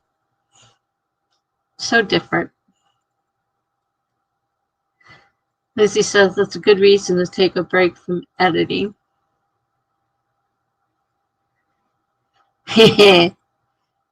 Yeah, if there was somebody worth dating, I might take a day off of live streaming. And now I live stream 6 days a week. I have 1 day I don't normally. And that's Monday. Because Wednesday I'm a co-host on Charlie. So either way I'm online. It's streaming. Jen says, I don't like that you have yours in the morning, Boo. I'm at work. I'm in bed. I called it today because I got up at 2 o'clock in the morning and couldn't go back to sleep. Because that little trip to the hospital really screwed up my sleep schedule. Blue says, I've had a couple night whimsy ones.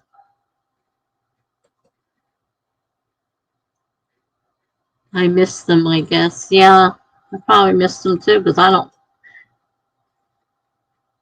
Then again, I'm streaming usually most of the time. So it's not like I can pop into things real quick, but I can't stay and hang around. Jen says, I think I'm the second oldest in the chat, Tessa. Maybe. Maybe. There's a question for you, Greg. I'm not sure we know how old you are, if you're still here and you're inclined to answer.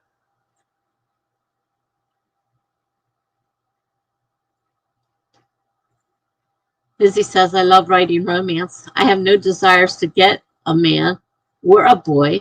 A man that can act like a man is rare. Plus, I'm not allowed to date. So, yeah, well, it's not all it's cracked up to be sometimes. Happily ever after rarely happens. Only in romance stories. Not in real life.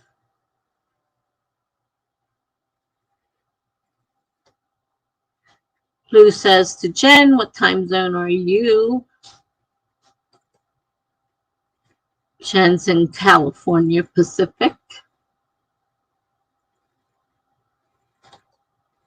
Lizzie says, my mental age is 5. My body's age is 85. My legal age is 15. What is age anymore? I don't know. My legal age is 64. My body's age is 164.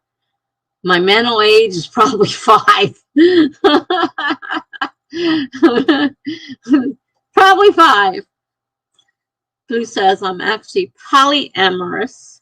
I form romantic relationships with more than one person. Well, certainly nothing wrong with that. As long as you don't try to marry them all. And they don't find out about it. Unless they are all into that, of course. Then I guess it wouldn't matter.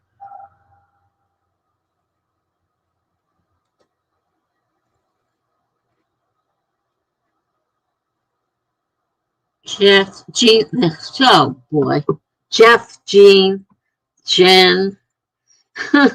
Writing romance is a blast, Lizzie. It is certainly not real life. There we go. Greg says, I am 40. Thanks for reminding you. Okay, Jen. I guess that makes you the second oldest in the group. And I asked you a question. Now, are you happy?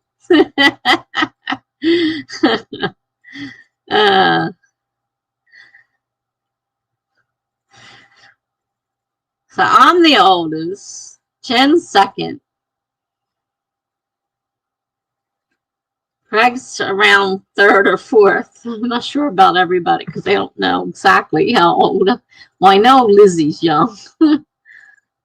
she's underage. Lizzie, they said to Jen, oh, I love writing romances. In real life, only my parents' love story is cute. Blue says, I'm 32, just for reference. Okay, well, there you go. So she's younger than Greg. All right. Jen says, I'll take 40. Yeah, me too. The 64 is for the birds. Jen says, I cannot say the same for my parents. Lizzie.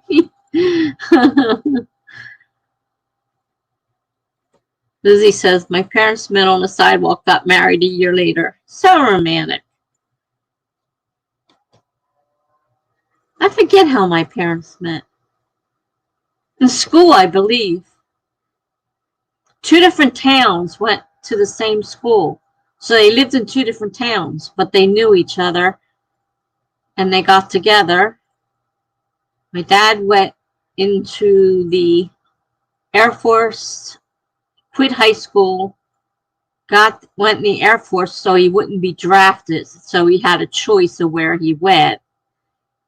And when he came back, they got married and had me and my 2 siblings. He was in the Korean War. So they met in school, I'm pretty sure. Courtney says, my parents met on the radio, and I think that's adorable. That's pretty cool. On the radio, neat. Blue said, no, polyamory is transparent. All partners are aware of one another. Oh, okay. Then that's not an issue. If everyone is aware, it doesn't matter.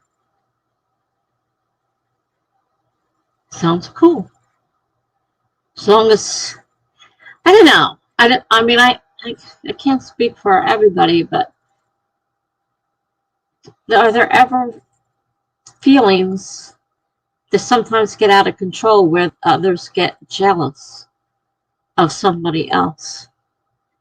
I know I've heard of those type of relationships, but I wonder how often that jealousy becomes part of it. Just a little, not maybe over a lot, but just a little. Lizzie said, my dad sleeps on the couch. That pretty much sums it up. They act like best friends and not a couple, but they're great to one another. Well, depending on why he's sleeping on the couch, could be something as simple as he snores.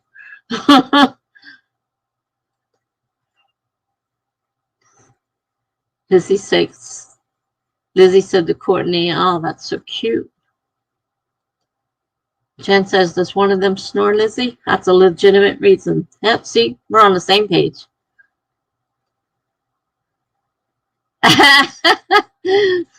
Lizzie says, saying my dad snores is an understatement.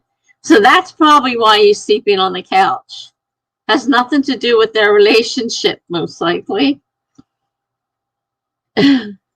Yeah, I think that's a fairly common situation in that case, Lizzie, Jen says.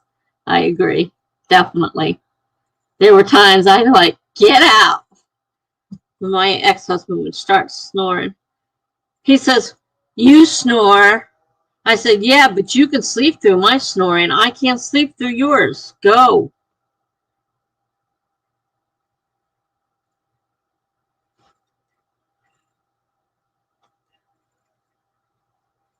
My sister used to snore just as loudly.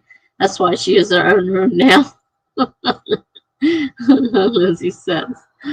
Blue says, I mean, jealousy is natural no matter what your relationship is. Communication, work, and love do a lot to counter it. Yeah, that's what I figured. Jealousy has to figure in there a little bit. May not be as bad as some relationships, but I think jealousy is a normal thing for people to feel. And I would think that there are times when there would be a little bit of jealousy.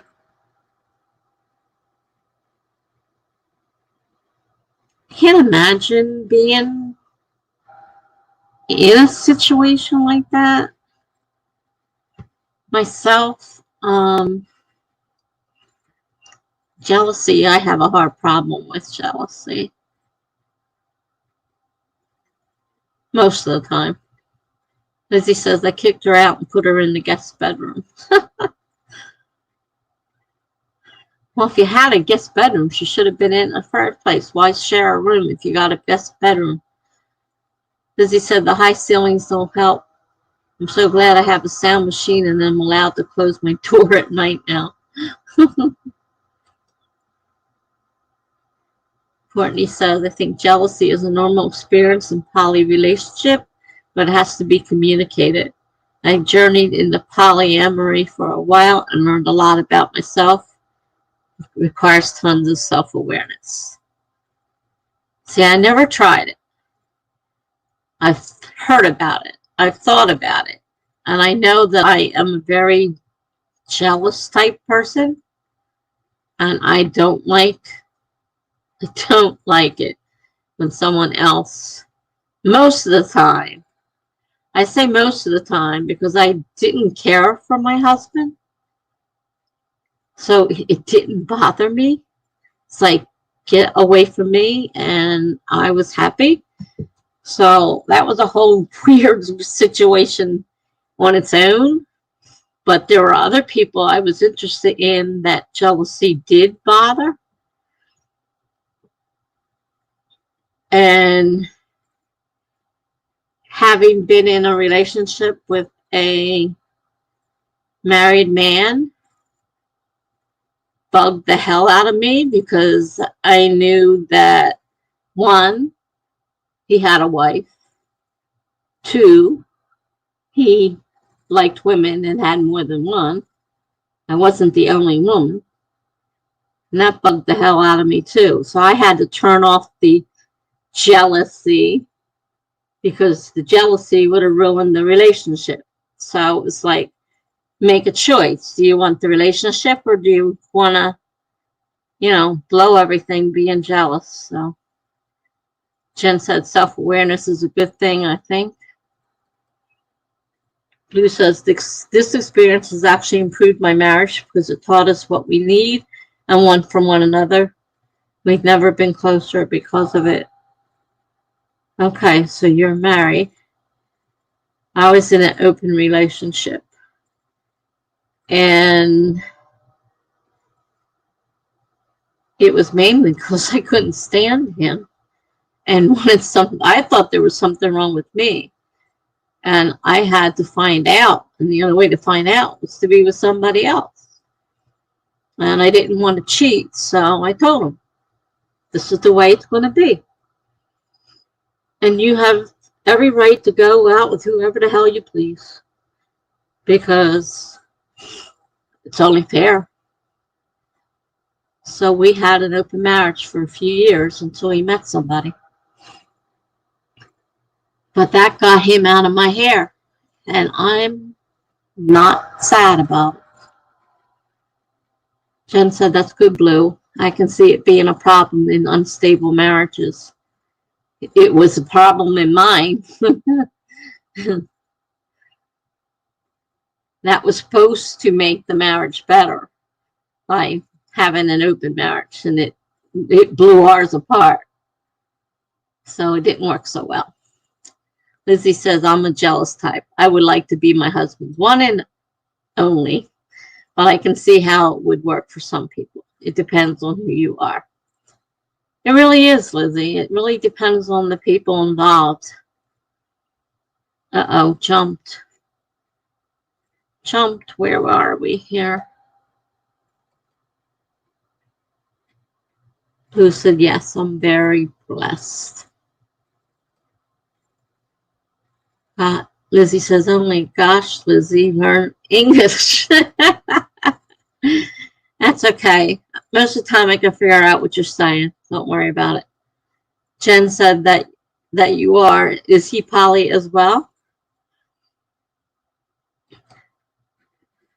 Lizzie Lakes, forgot a comma. Grr. Don't worry about the commas. Jen said, I assume as much. Blue says he's trying to figure out what he wants. He's open to trying to date on his own, but for now he's content letting us settle into the lifestyle first. Takes some getting used to. When I brought it up, we decided to try it. He agreed. And he says that, we made it. It was supposed to be open and we were supposed to talk about it. Nobody was supposed to do anything without talking about it. And so when I finally told him I had found somebody I was going to meet, He goes, I didn't want to tell you, but I met somebody a couple months ago. I'm like, you lied to me. You told me we would talk about this. I said, you lied. You lied. That really pissed me off. He goes, I didn't think you were going to do it, so I didn't want to mess up our marriage. I said, you lied. We had an agreement. You lied. Jen said, you sound like you have a great support system there, Blue. Yeah, sounds good. I hope he can figure out what he wants to do. Like I said, very blessed. Lucky girl, Jen says. Yeah, I agree. Just be careful. Sometimes it doesn't go the way you think it's going to go.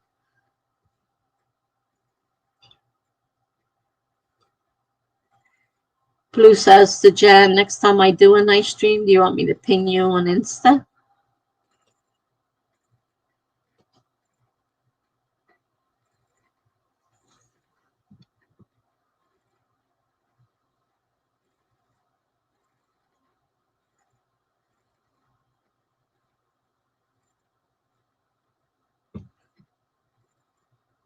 I forgot what I was doing there for a minute. It's like, duh.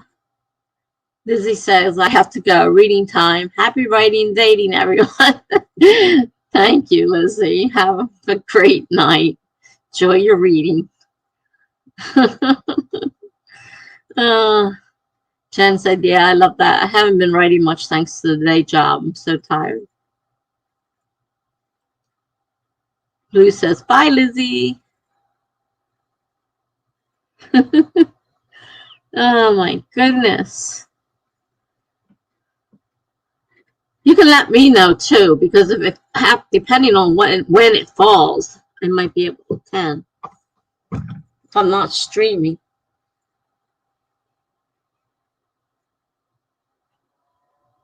In the time frame, might be able to. Because I'm on Insta, too. So.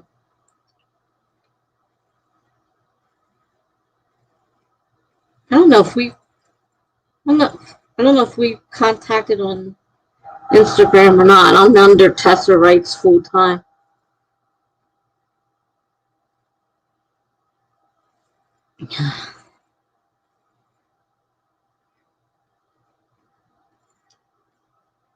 Now I'm hot. Jeez. I think this damn steroid is really getting to me.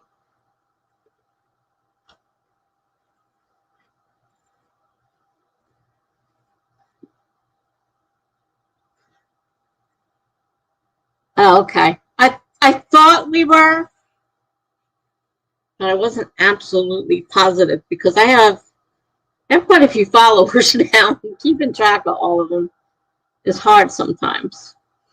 The people I talk to all the time, I keep up in my the DMs. So I have to look down that list to see who's actually on it. The people that I actually that I'm in contact with. Some people will contact me and it's just a one-time thing. But people that I'm in contact with a lot, I have in my I leave it in the direct message list. All right, let's see. I have an instant message, sorry.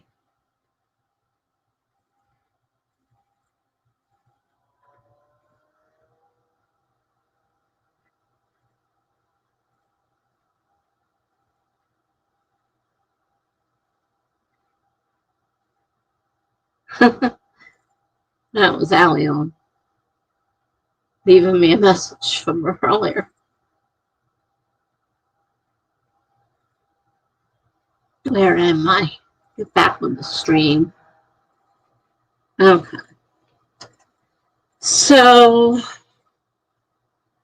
do we want to do another sprint, people?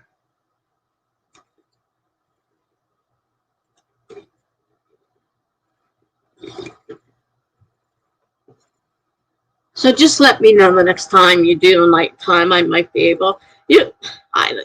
Daytime, I never know whether I'm going to be.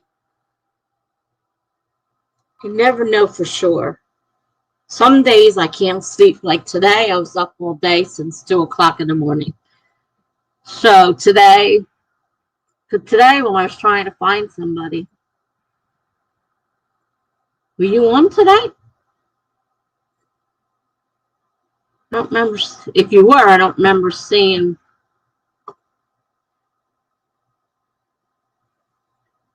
25. All right. 25. All right. Hold on. Where's the timer? There it is.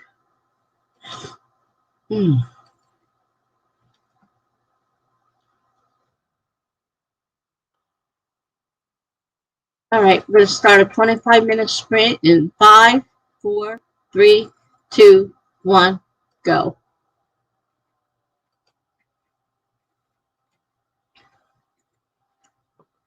There we go. All right.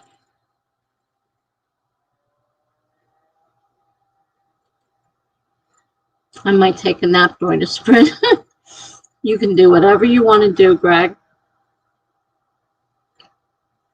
Don't let me bother you. My little thing will go off. If you have sound, you'll hear it. What can I say? Turn the sound off and then you won't hear it.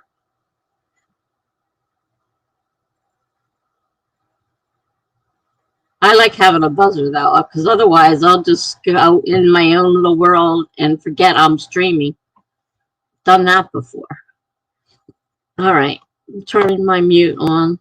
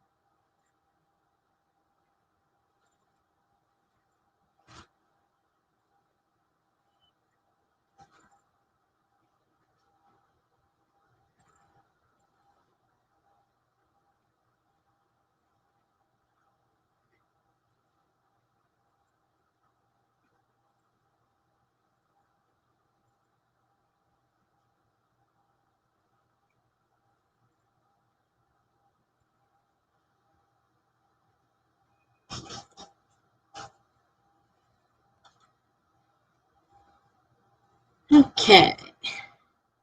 So I did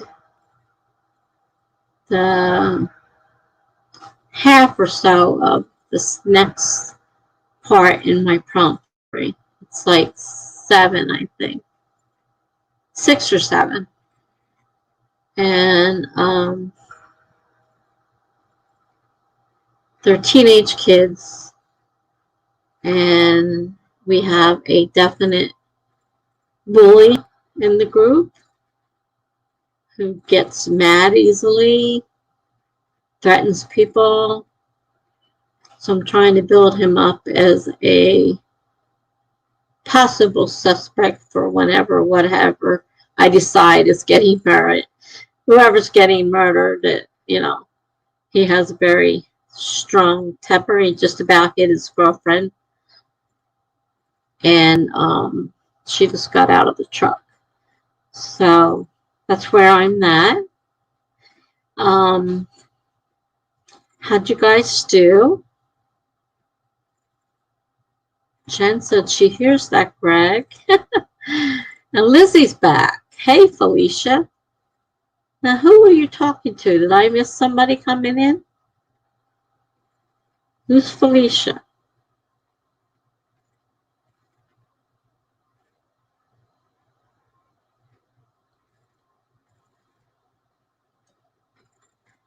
I'm ready to write my book with 4 love interests. Gosh, what was I thinking? 4. You want one of those polyamorous situations we were talking about?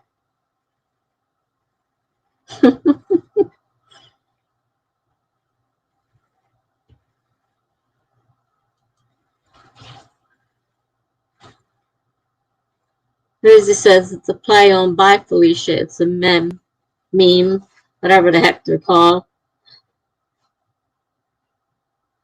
Okay. Well, I'm not familiar with it, so it didn't mean anything to me. So how did the rest of you do?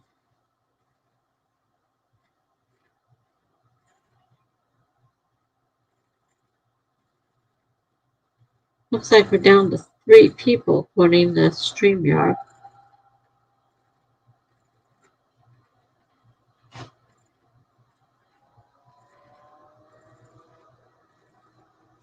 I know Lizzie's here. It's the only one I know for sure. And she's talking.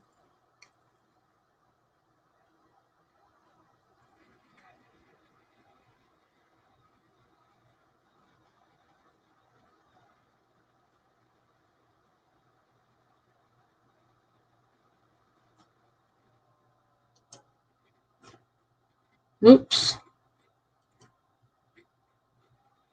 Lou says, sounds like a good book, Lizzie. Courtney says, hi, I'm here. Okay, good.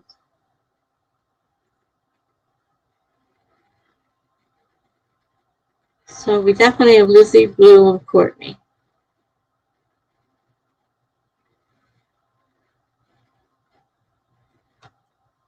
Lizzie says, thanks, Blue. This is just the first draft. It can be all over the place for now. Courtney says, barely awake, haha. I'm in a carb coma from eating too much pasta. Oh, no.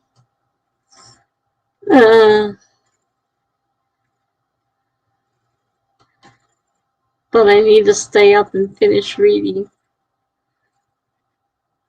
How much of it you're going to retain if you're half asleep, right? End up rereading it tomorrow. Now I'm hot. Cold. Wasn't I just hot? What the heck is going on? Now I'm freezing. Freezing.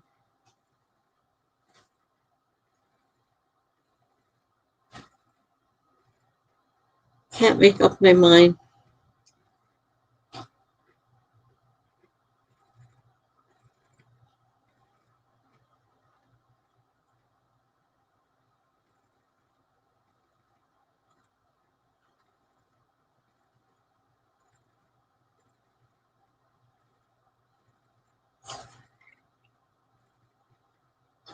These things have nice, soft pads with them. They're really soft. But yet on my ears, they hurt. They really hurt. You know what? I think the reason is the wind is picking up again because I can hear the foil whip blowing in the wind, which is weird sounding.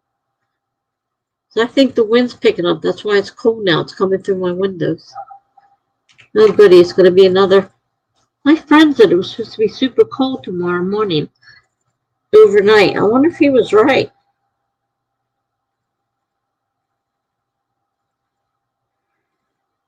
What am I doing? Looking for the weather.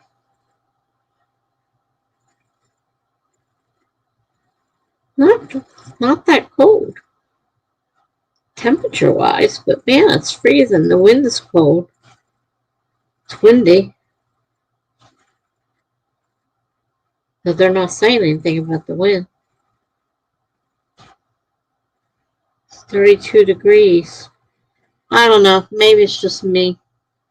I'm all screwed up.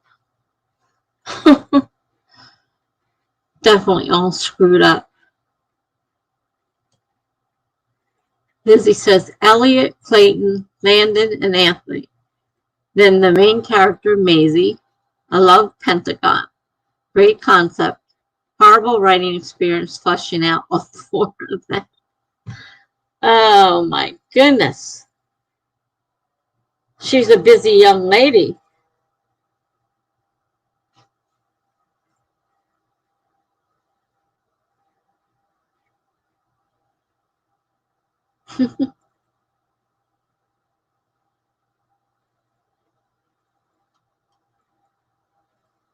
Anthony doesn't even have dialogue. Ellie is a bland as paper. Clayton is a joke, and Landon is plain annoying. That is why this is why I need to plan. Are you entering Nano?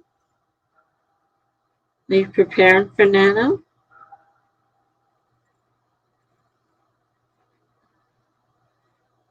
I know they have a young section. I don't know if they're at the same time as the regular section. I don't know what the minimum age is on that. Lizzie says she only ends up with one, but dates another first. That's not unusual.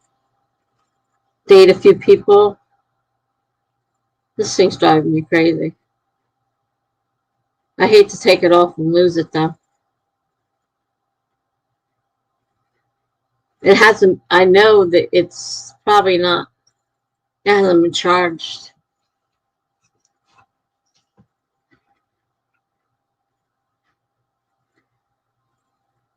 Nope, that doesn't go in there. No, this has to plug into there. I can't do that. Probably turn the paper off. Lizzie says Camp Nano is almost here. Yep, less than a month.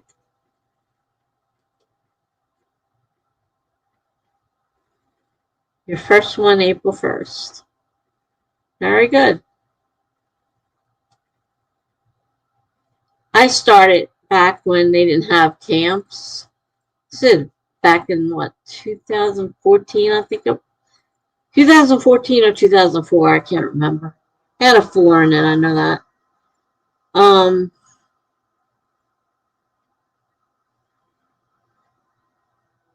They didn't have camps. And I could never get those 50 words. No way. Couldn't do it. So, I like the camps because like right now I'm in the middle of edits and I want to start the second story. And I can do that with camp. You can do whatever the heck you want. Just have to meet your goal. So every time I try to plan, I just end up writing something different. Well, I don't plan. I write what I feel like writing. Works better for me. Planning doesn't do a darn bit of good because I still just end up doing what I want to do anyhow. Lizzie says to Courtney, I felt that so much I almost fell off my bed. Oh, wait a minute. I got the wrong person. Courtney says, every time I try to plan, I just end up writing something different. Oh, yeah. I'm not. I'm a pantser. I would have to try. Oh, excuse me. Sorry. Because when I wrote this one, number 2, I was writing these writing prompts, which I've talked about before. And, some days I'll have 3 or 4 days and it'll be the same day. And then all of a sudden it'll skip months, a year or something. So like I need to pull what I have out and then go through it and add stuff, to fill it up and make it make sense. Not jump all over the place. Pantser Planet, Lindsay says. Pantser Planet. I'm a pantser. But this pantser girl, this pantser is struggling with possibly having to outline at least one, if not 2 of these doggone things.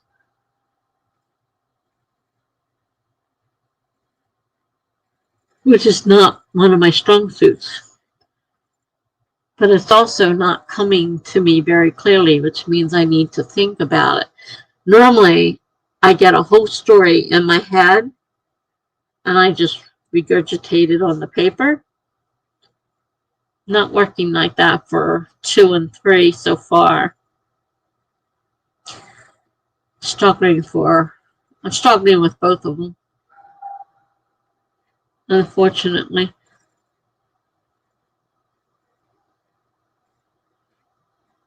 I don't know why I keep looking at that number. It keeps going up and down, up and down, up and down. Lizzie says, I've done July and November. Now I just have April left. Oh, so you have done in November.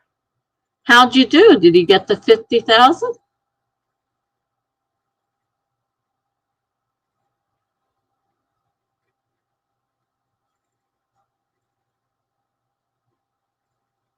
That's always the hardest one for me, the 50,000 one. Lizzie says, it's not that I don't want to outline. I can't without my brain shutting down. I can't seem to outline. And even if I do, I end up writing from my head anyhow. I wrote a whole outline out for this original first story. I didn't even, 5 minutes into it, I wasn't even looking at it, and I was off on my typing happily away because the story was in my head. Like, I don't need that stupid outline. Lizzie said I got 60K in July and 84K in November. Whoa. I'm lucky if I can hit the 50,000 mark. Holy cow, girl. Well, congratulations.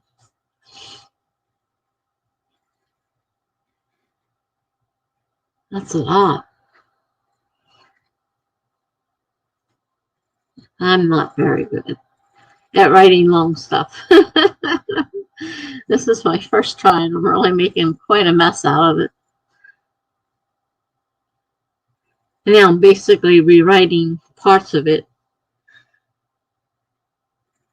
due to what some of the beta readers said and on my own inclinations.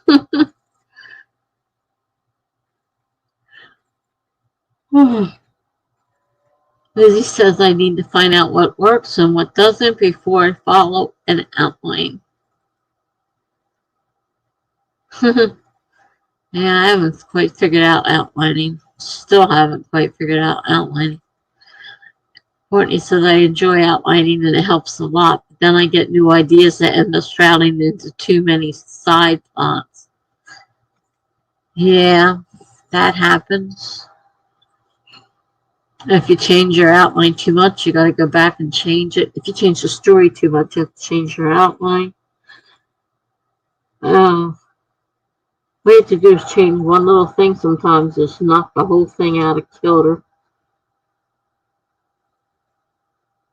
That's what I'm trying. I'm trying to fix up all the excess crap that's in there and trying to add details because I've been told I don't have enough details. And the person who said it says, I know that you know how to do details description because you've got a beautiful one in one section of the book. She says, I know you can do it. Well, why aren't you doing it throughout the rest of the book? Oh. So I got to get used to description. I don't do very well with it. Lizzie says I was a beast back then. I went from 2.5K an hour to 100,000 words in 5 hours.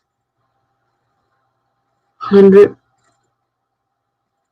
from 2.5K an hour to 100 words in 5 hours. Well, wait a minute. I think she's saying she was doing great, now she's not. I think that's what I'm interpreting that as. Well, I got to figure out outlining because I know for a fact that I need to take those books and try to outline them. I'm writing a second prompt story. I finished the first one and gave it a happy ending, blah, blah, blah. Young adult romance type thing. Because it had to be family friendly. But it's not going to be in the book because I need murder. So it's not going to be such a sweet story. And so I figured I better end it on a happy ending and happily ever after and just finish that one off. So now I'm working on a third one that I'm hoping to make the third book if I can get all of this to tie up. I got a connection with my characters from 1 and 2 and then from 2 to 3. So there is a connection. I don't know how much I have to continue it to make it count.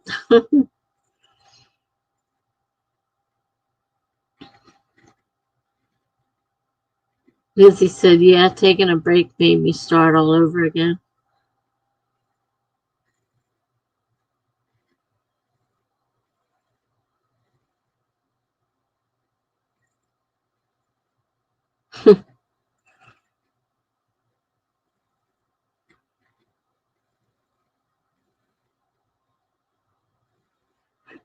I restarted. Oh, excuse me. I restarted this story. I think this is the third time. It was supposed to be just beta corrections, but some of those corrections leaded into rewrites, and now I'm thinking about going a slightly different way. Not change the whole ending, but a little bit different.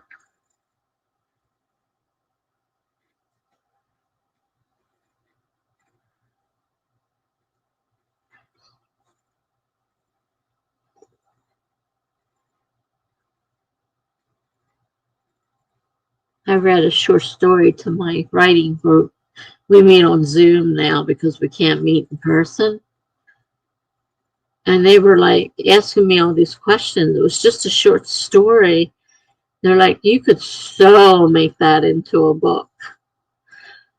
So I don't know what I want to do about that. It's possible. Maybe I could try. I have so many projects now, though. It's like, all right, this is new. I really want to write a murder mystery. I have an old idea I scrapped, but I love the concept, and I want to tie in murder in it. The main character, her friends, and her boyfriend died, but the day starts over. Well, that sounds like Groundhog Day. I mean, they don't keep dying, but the day keeps starting over. And they get a little bit further, like each time, I think, if I remember it correctly. I haven't watched it in a while. Until eventually he gets caught up and he figures out what to do to solve the problem. Pretty interesting.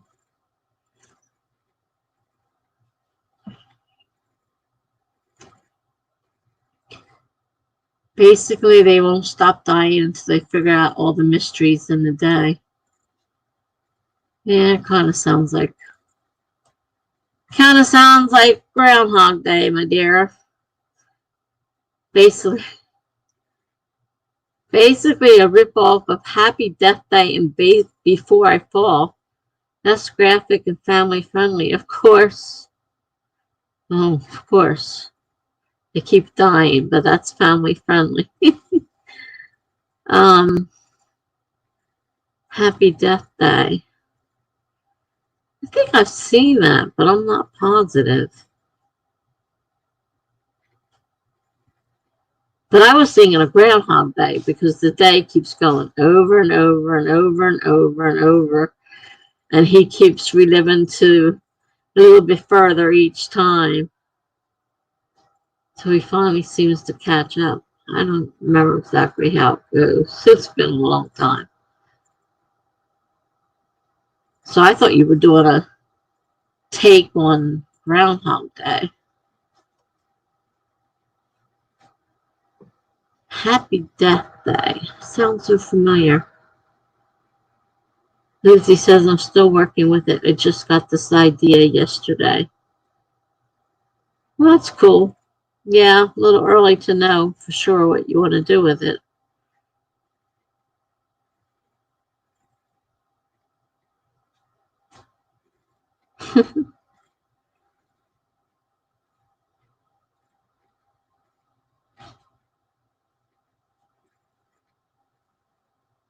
Anybody else get anything done that sprint? I don't remember anybody else answering. Then it doesn't mean anything. I'm half asleep here. So I may not have heard it right. But if I heard it right, I shouldn't do that. You can add the sleeves later. But you can't pick something up if you screw it up.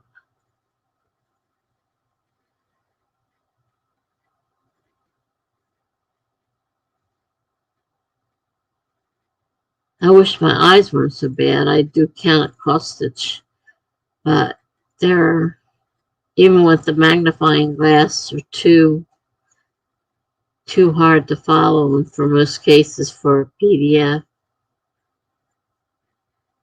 And the crazy formatting doesn't help. And I'm always hitting buttons accidentally. Well, hello there. Happy Thanksgiving. Happy Christmas. Kwanzaa. Uh, Black Lives Matter. And Charlie.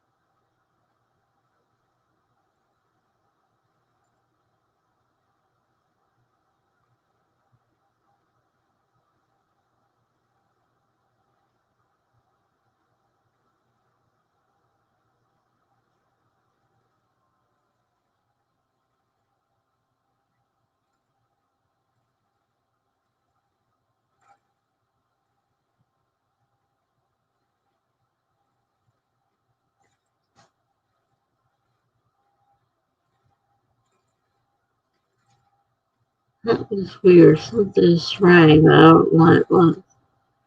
Was the ringtone for your phone? I don't know this. Nothing. Nothing. Uh-huh.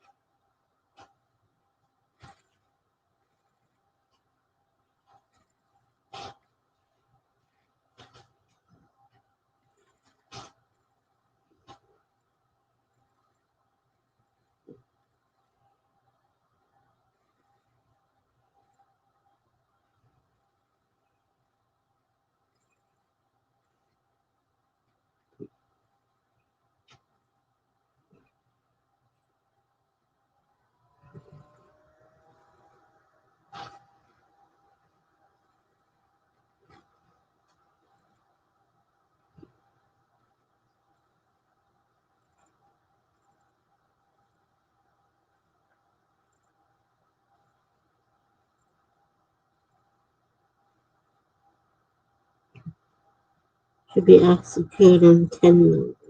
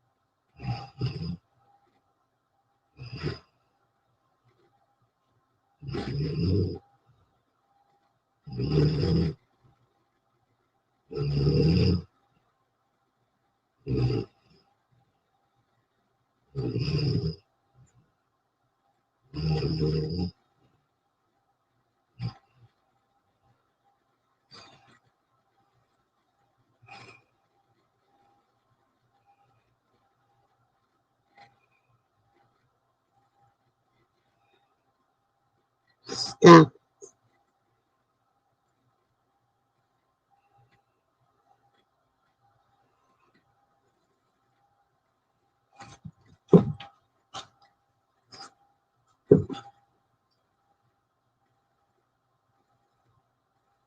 I fell asleep.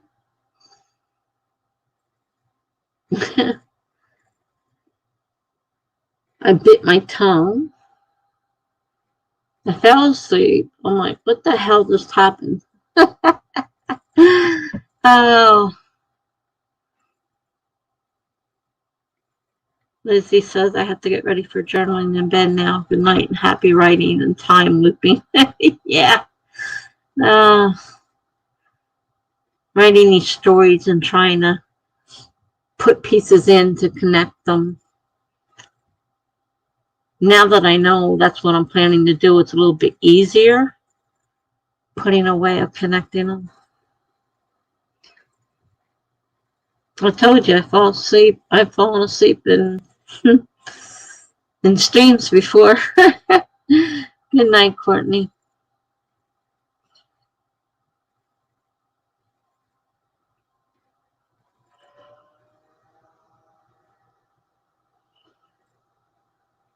I was waiting for the buzzer to go off. And I'm like, I looked up at the screen and I'm like, you know what? The timer isn't even on. That's when I realized I was asleep. I was like, the hell? It's not even on. Something tells me I'm not making it too much longer. I don't have that many people here left anyhow. I think most people are gone.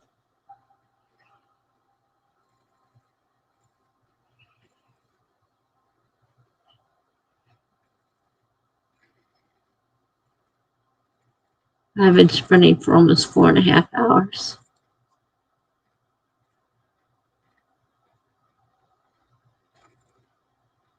I try not to fall asleep on the stream. It's certainly not the best place in the world to do it. But I knew it was going to happen. I didn't sleep last night. Been up all day. No nap.